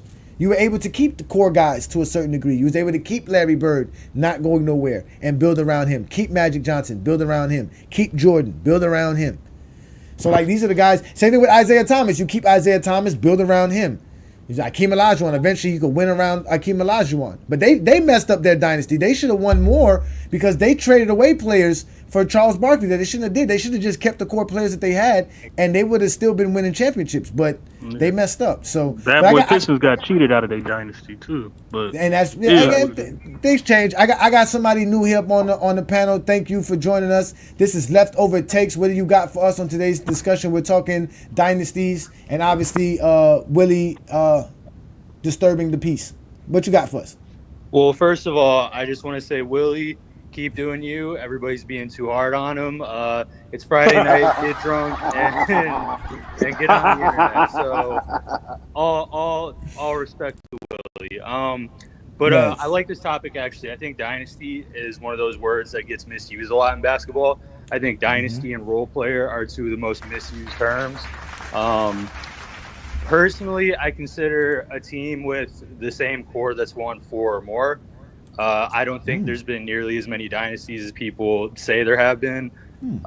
So that's my personal thing. I think the Bulls, obviously, the Spurs, Duncan's was stretched out for so long, which that was crazy. But Duncan's was a long period of time where they were contending.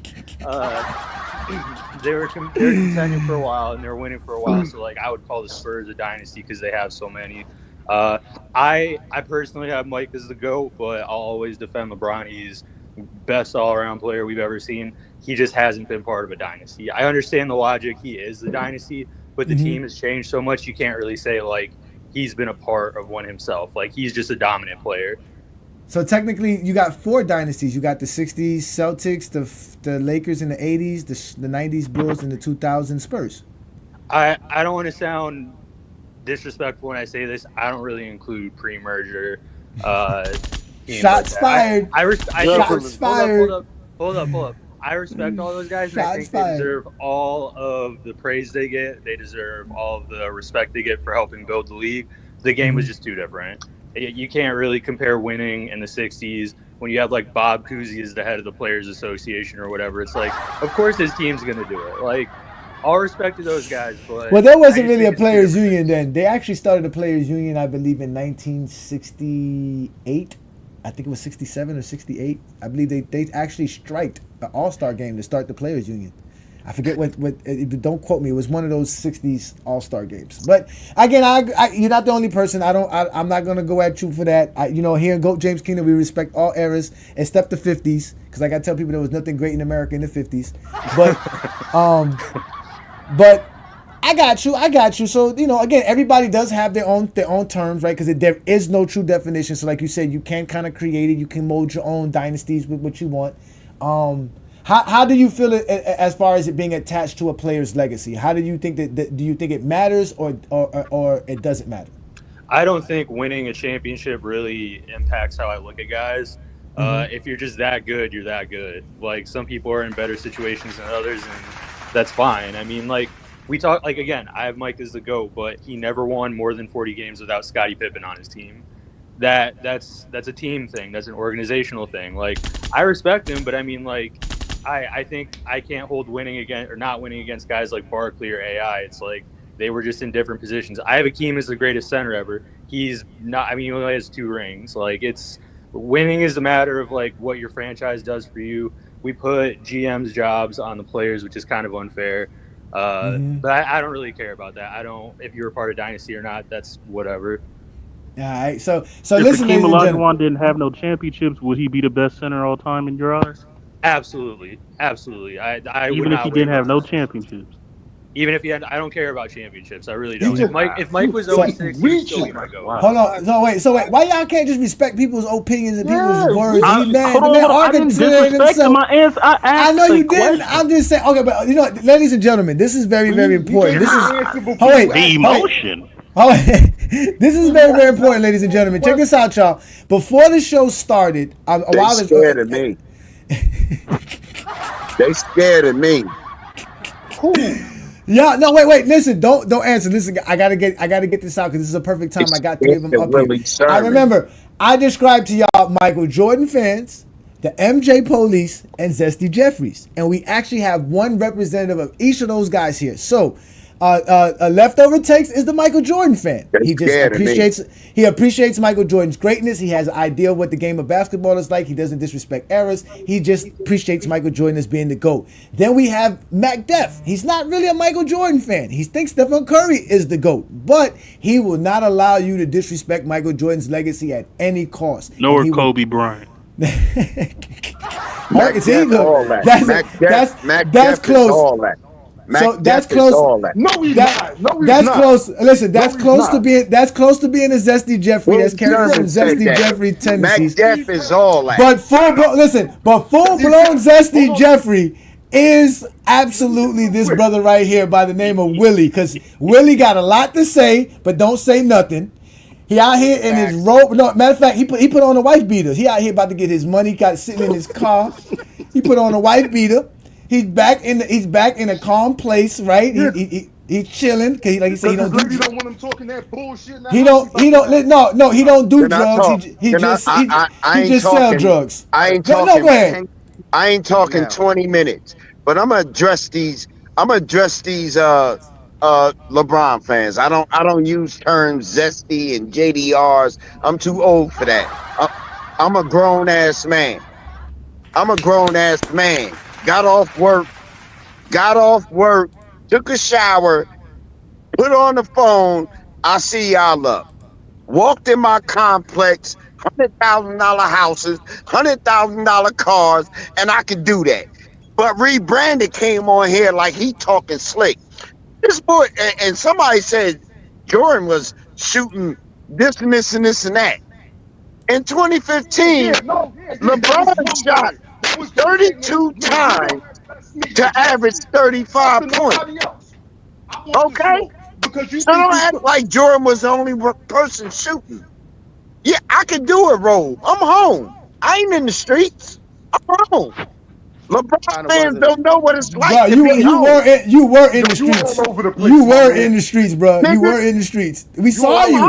I walk. Yo, you ever see Indians walking at 7 p.m.? Nigga, it's 10 o'clock. What? What the fuck is you talking about? What kind of community y'all live in? I live in an upscale community. If I just get out the shower, or I'm about to get in the shower, what you talking about? This nigga is the best. LeBron fans will always attack you, but they will never attack the message. They will knock you, how you look, what you doing. Nigga, talk basketball. Fag ass nigga, talk basketball. His face is right up in the camera. Yo, give me the one on. Give me the one on with him. Give me the one on with him. Let him go, cause I'm a body. Body what, nigga? Name 10 right now. Name 10 high school draftees out of high school, and tell me what high schools they went to. Yo, this is fucking hilarious. Let's go. We're talking about high school. Go ahead, Juan boy. Go ahead, Juan boy. Let him know. Go ahead, Juan boy. Your era was so trash that the rapper we respect had to go get players that was better out of high school because the 90s had the most one-time all-stars. They don't have no fucking talent. Fuck you talking about? JJ Armstrong and Horace Grant make the All-Star team. JJ Barrera talent. Shut the fuck up, bro. You're jacked up. Ass old head. Yo. You could talk basketball without trying to diss me. Is JJ Barrera talent? Who? JJ Barrera is better basketball. He's better than Vinny Del Negro. He's better than Vinny Del Negro. So you can diss me all you want. I'm good. I'm big money. Good. I'll take JJ Barrera over Craig Elo. I'll take Jason Terry over Craig Elo too. Facts. Hey yo, you are not taking no JJ Barrera. Come on, bro. Over Craig. And I'll tell you this. Bruce Bowen got cut in the 90s and he shut LeBron ass down in 07. In 07. Everybody, what did he stop him from scoring 40? Oh, amazing. Cause y'all say stupid shit like the nigga averaged 22. LeBron ain't never scored 40 in 07 in the fight. Willie, what did Tim Duncan say? I didn't say he scored 40. I said stop him from scoring 40. Shut up. I said that's shutting him down. Because you realize in the playoffs, played like trash. Y'all niggas act like playing like trash and winning. He crashed it out. Again, what are you talking about? Hey, oh wait, I gotta mute y'all because you know what? I want this is a new term because me and Willie are the oldest here. What the fuck is crashing out? Crashing out means when you just go on a soliloquy. You just start ranting. Ranting. Oh, so spazzing out. So crashing out is like spazzing out. Just when you just go out. Loco. Yeah, you go outside in the robe and some slippers, and you out here talking to a bunch of men on the phone. He on one. He on that beer and butter special. It's called acting like Willie. That's crashing out now. It's acting like Willie. So from now on, when people come up here and start bugging out, I'm gonna say you acting like Willie. You crashing out. I ain't gonna lie. I crash out when I go on TikTok. Yelling. He's I know. on mute yelling right now, bro. Listen, I crash out on TikTok because they don't let me speak. I hate that shit. I hate because on TikTok I don't even know if I can hear myself. I don't know if they can actually hear me. So I hate going on TikTok lives because you get on TikTok live and trying to talk and you don't even know if you're being heard or not, and then they'll cut you off. So you got to scream and yell to let people know that you're talking. That's why I hate that shit. It's hilarious. I ain't yelling, twin man.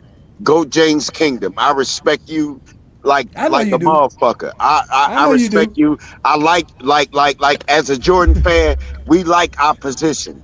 We like challenges. We like Why you gotta lie? competition. We don't run from that shit. So LeBron fans, and I'm not knocking all LeBron fans, but y'all don't see reality. Y'all be like, yo, oh, why is everybody wearing Jordans? Y'all the dumbest niggas in the world. Why did you say what you talking about? How we gonna check that? Bro, you got. Oh wait, I got. Hey, leftover takes. How does it feel, son, when you got Michael Jordan as the GOAT, but then you know that there's people out here like Willie that just out here giving you a bad name because you just wanted to. I ain't giving you no bad name. My family's from Chicago, so I'm used to it. I'm cool. These niggas sound stupid. Wait a minute, you got family members that go out in the robe as well in Chicago in the middle of the streets. Hey, honestly, I have family members that I wouldn't be surprised if I saw that, but I don't know. I grew up with it, so I'm cool. Nah, Willie's a hard-working man that I give Willie. We know Willie does work because we seen him with his construction hat, his vest. He out here laying concrete on highways for over 70 years that they never fix. So shout out to Willie for not doing his job as a construction worker, but also doing his job as a zesty Jeffrey. But also the number one thing we know Willie does as a Michael Jordan fan, not Michael Jordan fan, but a zesty Jeffrey is his criminal activities. I knew he was selling drugs, but now I know Willie's a pimp. Today, I found out Willie's a pimp, a drug dealer, in all kinds of ways. Willie, time. I gonna deny that. Jordan fans late pipe. But one thing, Jordan fans late pipe, nigga. One thing would top the everything would be the cherry on the cake. Listen, no, one thing would top the cherry on the cake if we find out that Willie got some child support papers written on his ass. That would be the last. That would be the only thing. That would. As of right now, Willie seems to be a good father. He seems to be a good father and take care of his children. So we don't. Kids. I know. So far, so good. And you know the funny part? I swear to God, I'm gonna say this because I don't want to take up your time. You good? I bought LeBron sneakers 2 weeks ago, the black foams. I think it was at something fives or whatever. Oh, you gotta get my the daughter. ones. You gotta get the they 22s. all black. They almost look like the foam, the pennies, but they the all black LeBrons. Mind you, they hurt my feet like a motherfucker. I took them shits off and was driving my car with no shoes on, right? So my daughter,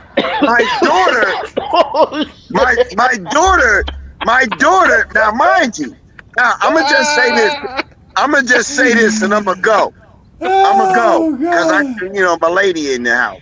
I'm gonna go.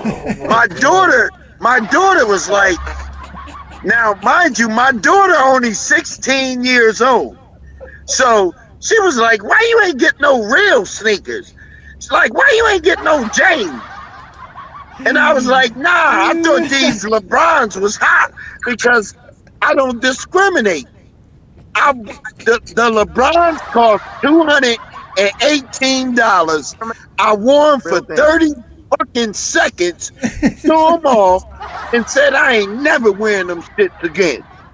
That's the motherfucking Jordan fan, nigga. Fuck right. LeBron sneakers. Fuck them. Now what? Now what? That's the classic. Now what? It's correct. Yo, Chloe. Hey. Question. Hey, Oh, Johnny, go I got a ahead. serious question for Willie. That can't be that serious. Go ahead. Can't be that serious. You have a Newport 100 in your other hand right now, holding your phone in the other hand, bro. Do you have a Newport 100 in your hand? Because I feel like you got a Newport 100 in your hand with a rock drinking Crown license. So what it feels like to me is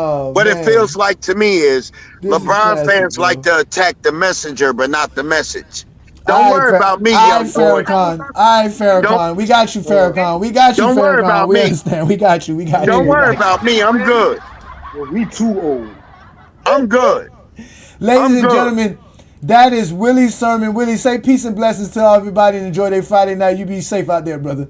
Yeah, peace and blessings. And Adam Silver let y'all know what time it is. Now what? Now what? Now what? Tell him now what? Wow. Ladies and gentlemen, Got a Newport 100 I in his can't hand make with a this rock up. Listen, I can't make this up, ladies and gentlemen. I don't. Even my friends don't like conversating with me as much as Willie like to conversate with me. Willie showed up here on a Friday night. This is what you get on a Friday night exposure with the exposer. You get Michael Jordan fans. You get the Michael Jordan police. You get the Zesty Jeffries. You get the LeBron fans. You get basketball fans. You get basketball talk and knowledge, man. So we're about to get up out of here because it's been a great show. I didn't even think this show was going to be great. I thought it was going to actually be a simple show, but Willie and the rest of y'all did y'all things, man. I really appreciate you. Thank you as well. Leftover Takes for showing up as well. So let's get the last takes here and we'll get up out of here. Let's start with you, Juan Boy. Let's get your last take so we can go up out of here. What you got for me, man? What you got to say? Well, it definitely was a good show, and I want to apologize to you and everybody else and all the regulars on the panel for me getting loud. But I love basketball. Grew up in Brooklyn playing and all that stuff, so I be feeling kind of like slighted when you got all of these Jordan fans that don't know a thing about basketball, but always want to hate on the people that do and the players that do. Like, you know what I mean? Like, we watching the greatest ever of basketball, the greatest ever of basketball right now, and all we keep hearing about is Michael Jordan. Michael Jordan. That's what they talking about. That's why I said, like, we need to start. I mean, like, I don't know, maybe start asking dudes random questions just to see where they knowledge at. See how he ran when I was like, name 10 players that came out of high school and what schools they went to. He ran. Because you can't answer the question. That's not knowing basketball. You only talk about Michael Jordan because everybody else do. You don't talk about Michael Jordan because that's how he stayed relevant. That's how he stayed relevant. That's how he stayed 23, not 53. But he don't have to. He wears shoes. He got his shoes. No, the funny shit is that he said LeBron's shoes hurt because you got to use them motherfuckers to play basketball. You Zesty Jeffries don't play basketball. Yeah. They made for basketball. You damn sure can't play no ball in no Jordans. Maybe you should have tapped your shoes or your heels 3 times. Maybe your ass would have ended up in Kansas or somewhere like that. Let's let Ishmael get his last word. Ishmael, you heard a lot right now. You always talk basketball intelligently. Thank you again for joining me. Thank you for your support. What do you got to say to end the night show, brother? I was just saying, I mean, it was a good show, man. It was pretty funny. But in regards to, like, the Dynasty thing, there's a lot of good teams. There's a lot of great teams that win a lot. I don't really see the concept in Dynasty. I just think great teams win. I think nowadays the Dynasty thing is kind of just a way to knock off LeBron and diminish his proper place as the greatest basketball player of all time. So I think that, that's all there is to it, bro. And, good show, like I said. Yeah, I appreciate it. Thank you so much, Ishmael, man. What's it called? Adrian Knight said, horrible show tonight with Willie. I don't know how. This is entertaining for me. This is why we need to stop talking to Jordan fans. Again, he's a Zesty Jeffrey. I put the link up so that guys can come up and talk the game of basketball. You guys got to understand, what I did to Ticket was very, very embarrassing for them. They did not want me to do what I did to Ticket. That's why they avoid coming up on Friday nights, because there's evidence of what I do. They don't like that. They want me to go on some private chat and some private place to talk to them about the game of basketball so that they can run back and tell people, oh, I exposed Ajani.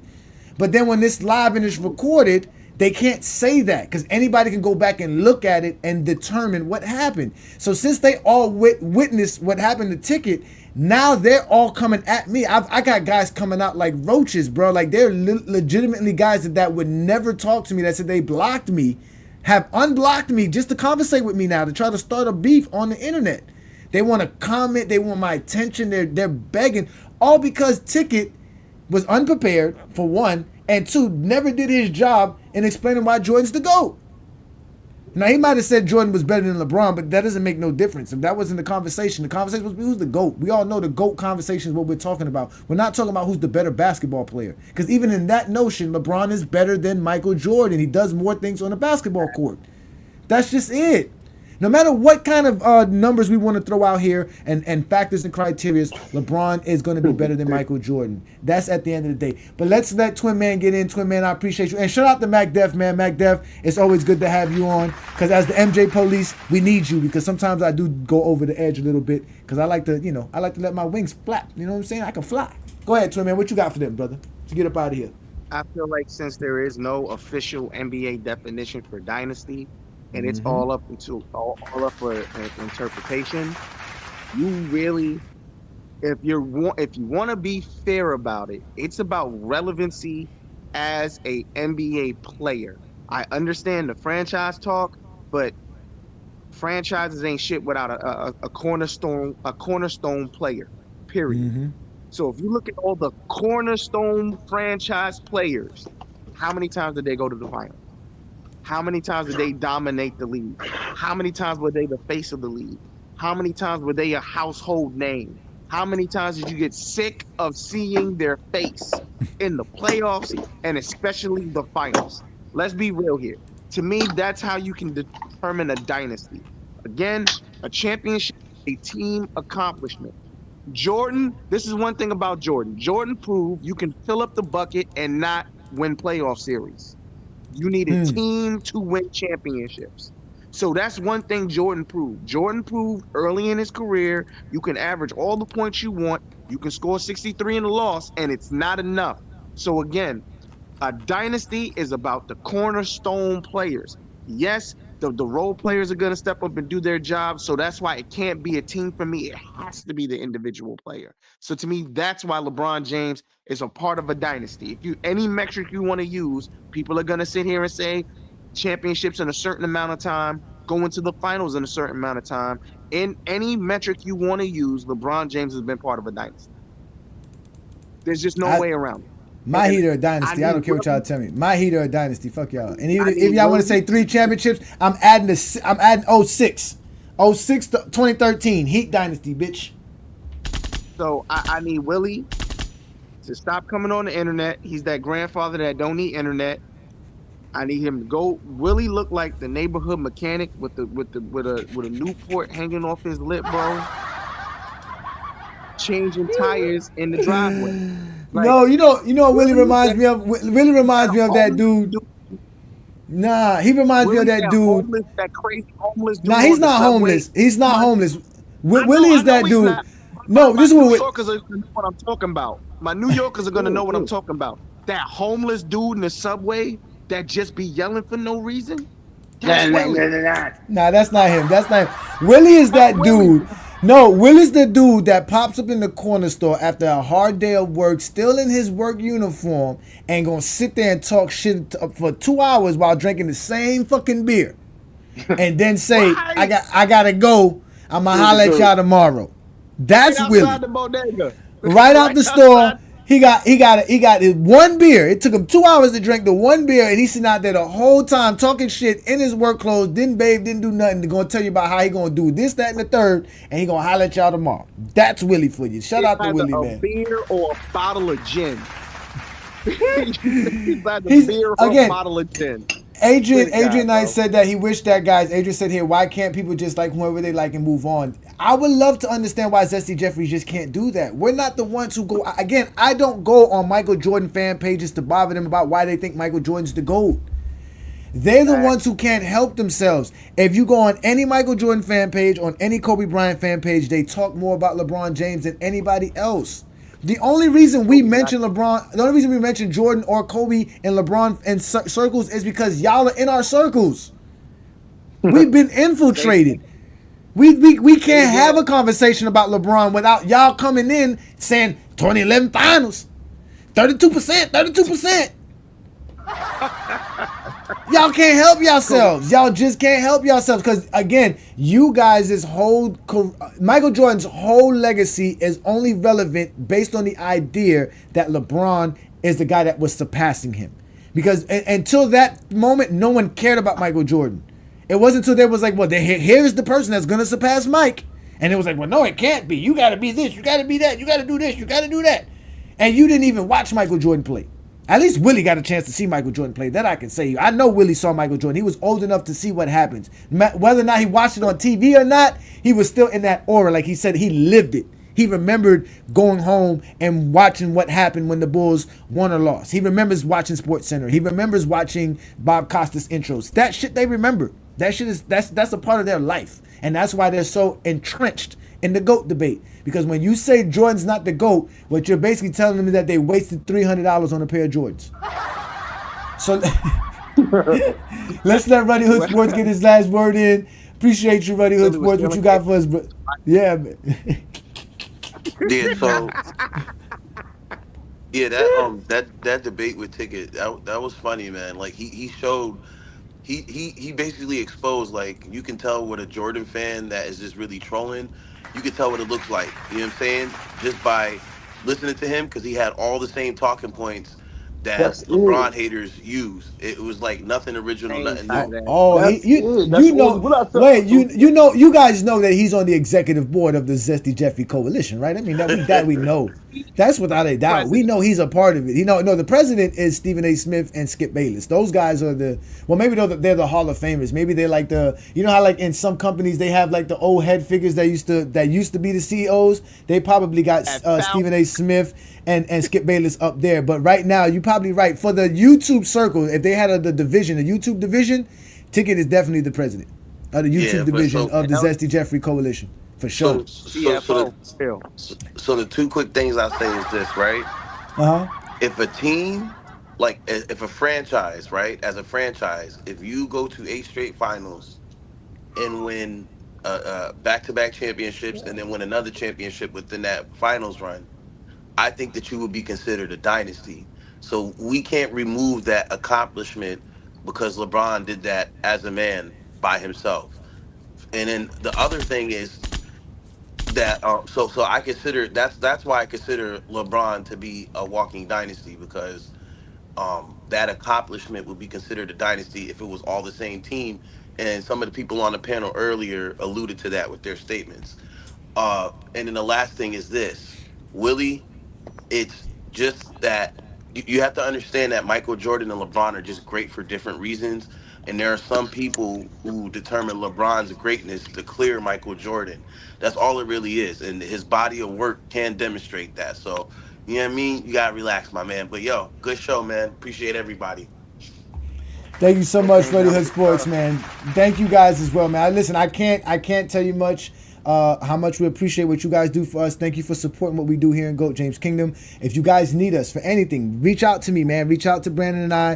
Whatever it is that you guys want to do, especially if you're a content creator, whatever it is. I have some t-shirts here that I was supposed to send out to people that I don't even know who they belong to. So if you had a t-shirt coming your way and it never came, reach out to us at GOAT James Kingdom Show at gmail.com, and we'll be able to get you your tee. And you got to be a GOAT James Kingdom member, and you got to be a part of the King's Knights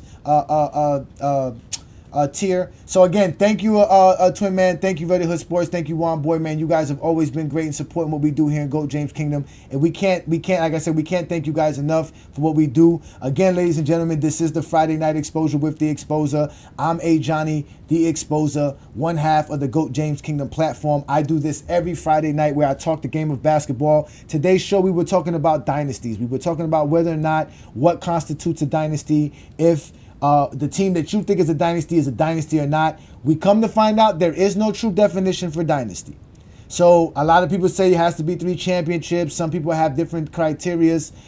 Some people say most people say it's 3. But at the end of the day, I think winning a repeat championship should put you in the category. If you made 3 straight finals, should put you in the category. I don't know too many teams that went to 3 straight finals but didn't win multiple championships. I think the only team to do that was the 60s Lakers and the 80s the Sixers, because I think the 80s Sixers went to 81.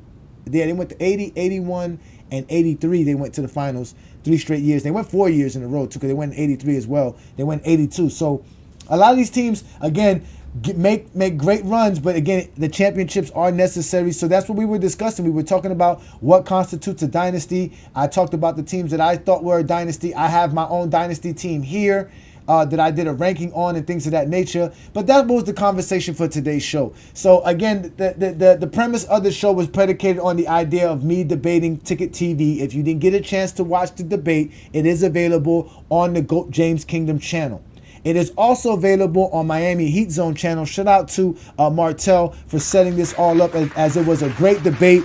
He allowed Ticket and I to go one-on-one. We had a great conversation, and I exposed Ticket. I'm not even going to front no more. I'm not going to be humble. Ticket was embarrassed. And that's what happens when you step up in GOAT James Kingdom and you try to battle somebody here in GOAT James Kingdom, because we talk the game of basketball. We are the Clutch Sports Hitmen. And if you want to talk more basketball with us, just join us Sunday noon Eastern time right here on the GOAT James Kingdom platform. We go ahead and do a show that nobody else can match because we talk the game of basketball. We break down the numbers. We break down film. We show them things that they've never seen. We tell them things that they've never heard. Because we are the Clutch Sports Hitmen, and we're tired of people running around here lying on the game of basketball, lying on people's careers, lying on legacies. We don't do that here in GOAT James Kingdom. We actually show up and tell people what the game is about. And also, you can become a member of our channel and support us in what we do here in GOAT James Kingdom. Because here in GOAT James Kingdom, like we said, basketball lives forever. And as a part of the GOAT James Kingdom membership, like I said, if you are part of the Knights of GJK, which is just $4.99, that just supports us and allows you to have exclusive content and material available to you. We have special member chats and show shout outs as well. If you want to step up the tier for extra perks, such as having exclusive graphs and memes made for you and showing you how to make your own graphs and memes. Also, you get a custom GOAT James Kingdom t-shirt as well when you're a part of the Castle Knights GJK. So those that are a part of the Castle Knights GJK that did not get their custom t-shirt, reach out to me, because I have some shirts here that I was supposed to send out. I've lost the information to who they were supposed to go to. That's my fault. I'm doing better as a content creator. So please accept my apology. But again, there's also the King Guards of GOAT James Kingdom. That comes with extra perks, such as learning how to make your own videos and reels. And we actually help you make the videos and reels. And you have such things as a GOAT James Kingdom hat, which you see us wear every Sunday noon Eastern time. And we have other contests where we give out posters and different things like that. But as I told y'all, ladies and gentlemen, this is the GOAT James Kingdom platform. I'm Ajani the Exposer. I do this every Friday night, and I do not hesitate to show you guys what I do, which is basically talk the game of basketball. You only show up here to watch me talk basketball. I don't have time to tell you nothing else. If you're also a Heat fan, don't be afraid to check out the Heat Hour on the GOAT James Kingdom channel as well. I do that every Monday at 8 p.m. Eastern time, where I actually talk about my Miami Heat, because I'm a big time Heat fan, and that's always important to me to talk about the Heat. So ladies and gentlemen, as I always tell you, this is the GOAT James Kingdom platform. We do this every Friday, every 9 p.m. time, every Sunday, noon Eastern time. This is what we do. We don't run from nobody.